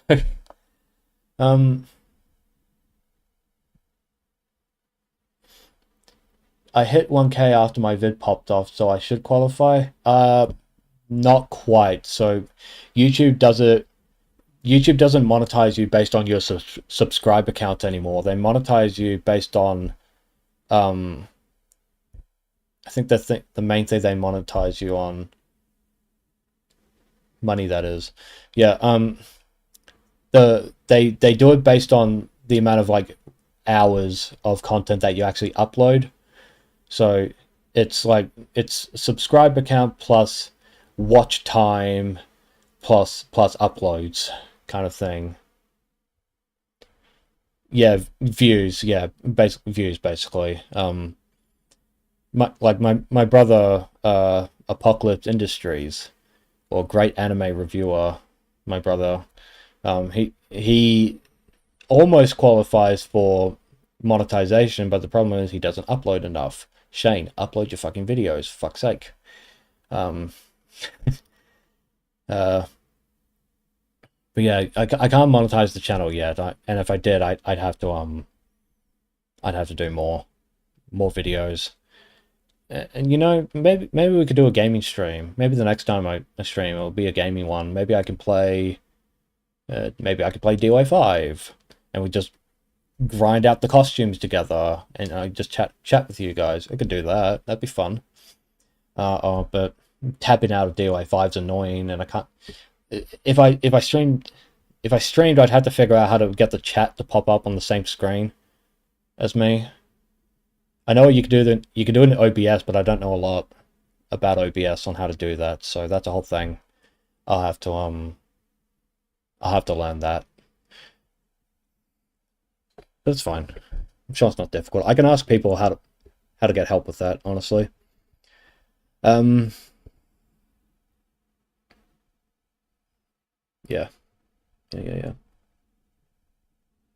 So yeah. Well, thank you for watching. If I don't see you again before Christmas, Merry Christmas to all of you. I hope you hang out with loved ones and family. I hope you get nice presents that you've always been looking for. Like, I hope you get those new socks you probably need, and the new underwear. You always need those, especially when you get older. And you won't see me on my birthday, because that'll be my birthday. That's my own thing. Then maybe I'll chat with some of you guys. I do have plans on Christmas to hang out with a friend of mine. Actually, one of my friends was in this stream. I'll hang out with him on Christmas, so I'll do that. Then my birthday will be the big 30. I'll be 30 by the end of the year. That's fucking crazy, isn't it? I'll be 30. And yeah, I'll continue working on scripts for my videos. So obviously there's the Square Enix video. Like I said at the beginning of the stream, it was supposed to be Square Enix, but now it's going to be about Dead or Alive. A little bit about Koei Tecmo. It honestly, like, I wanted to do a Koei Tecmo specific video, but the main, I'm old like you now. Yeah, I'm gonna be 30, so yeah, my 20s were eventful, to say the least. A lot happened in my 20s, but it's fine. Yeah, the Square Enix video still got to go ahead, obviously. There'll be a Capcom video as well. I haven't done too much on that right now. I wanted to do Koei Tecmo, like I was saying, but I think Dead or Alive takes up like the majority of the conversation, so that just might end up being the Koei Tecmo video anyway. Maybe. Like, the main thing with Koei Tecmo, the thing about Koei Tecmo is the majority of their controversies are around Dead or Alive. So the only things to mention aside from DOA is like censorship of other games, like the body type AB bullshit, and the ESG stuff. So honestly, it might just be incorporated into the DOA video itself, I think. And then after that, I'll go back to Square Enix, and then I want to do Capcom. I'd like to do Sega. I mean, I'd like to do all of them. Nintendo I want to do as well. Thought about doing one for Microsoft and Xbox, but honestly, it's like, the brand's dead now, so it's almost no point. I don't know. But okay. Yeah, I'll start wrapping up soon, I think. I'll start wrapping up now. So, everyone, thank you for dropping by, watching the stream. Thank you for chatting with me as well. I had a lot of fun chatting. Really good time. Really happy with that. Please look out for the first volume of Starfaller when that is finished. When I have finished editing that book, when I have finished making that into an EPUB file, which is what you need to put onto Amazon, when I am finished editing the book and putting it all together, I will be putting out videos talking about and advertising that book, and you'll see me on social media as well talking about that, and when it's finished you'll see it. Please look forward to that. I'm really proud of this book. I want to keep writing it. I have it all planned out. It'll be good. I promise it'll be a really good read. People who have read it have said it's really fantastic, so I'm really happy. Okay, so good night everyone. Merry Christmas. Happy New Year, if I don't see you before then. And I'll catch you all next time. Thanks for hanging out. See you soon.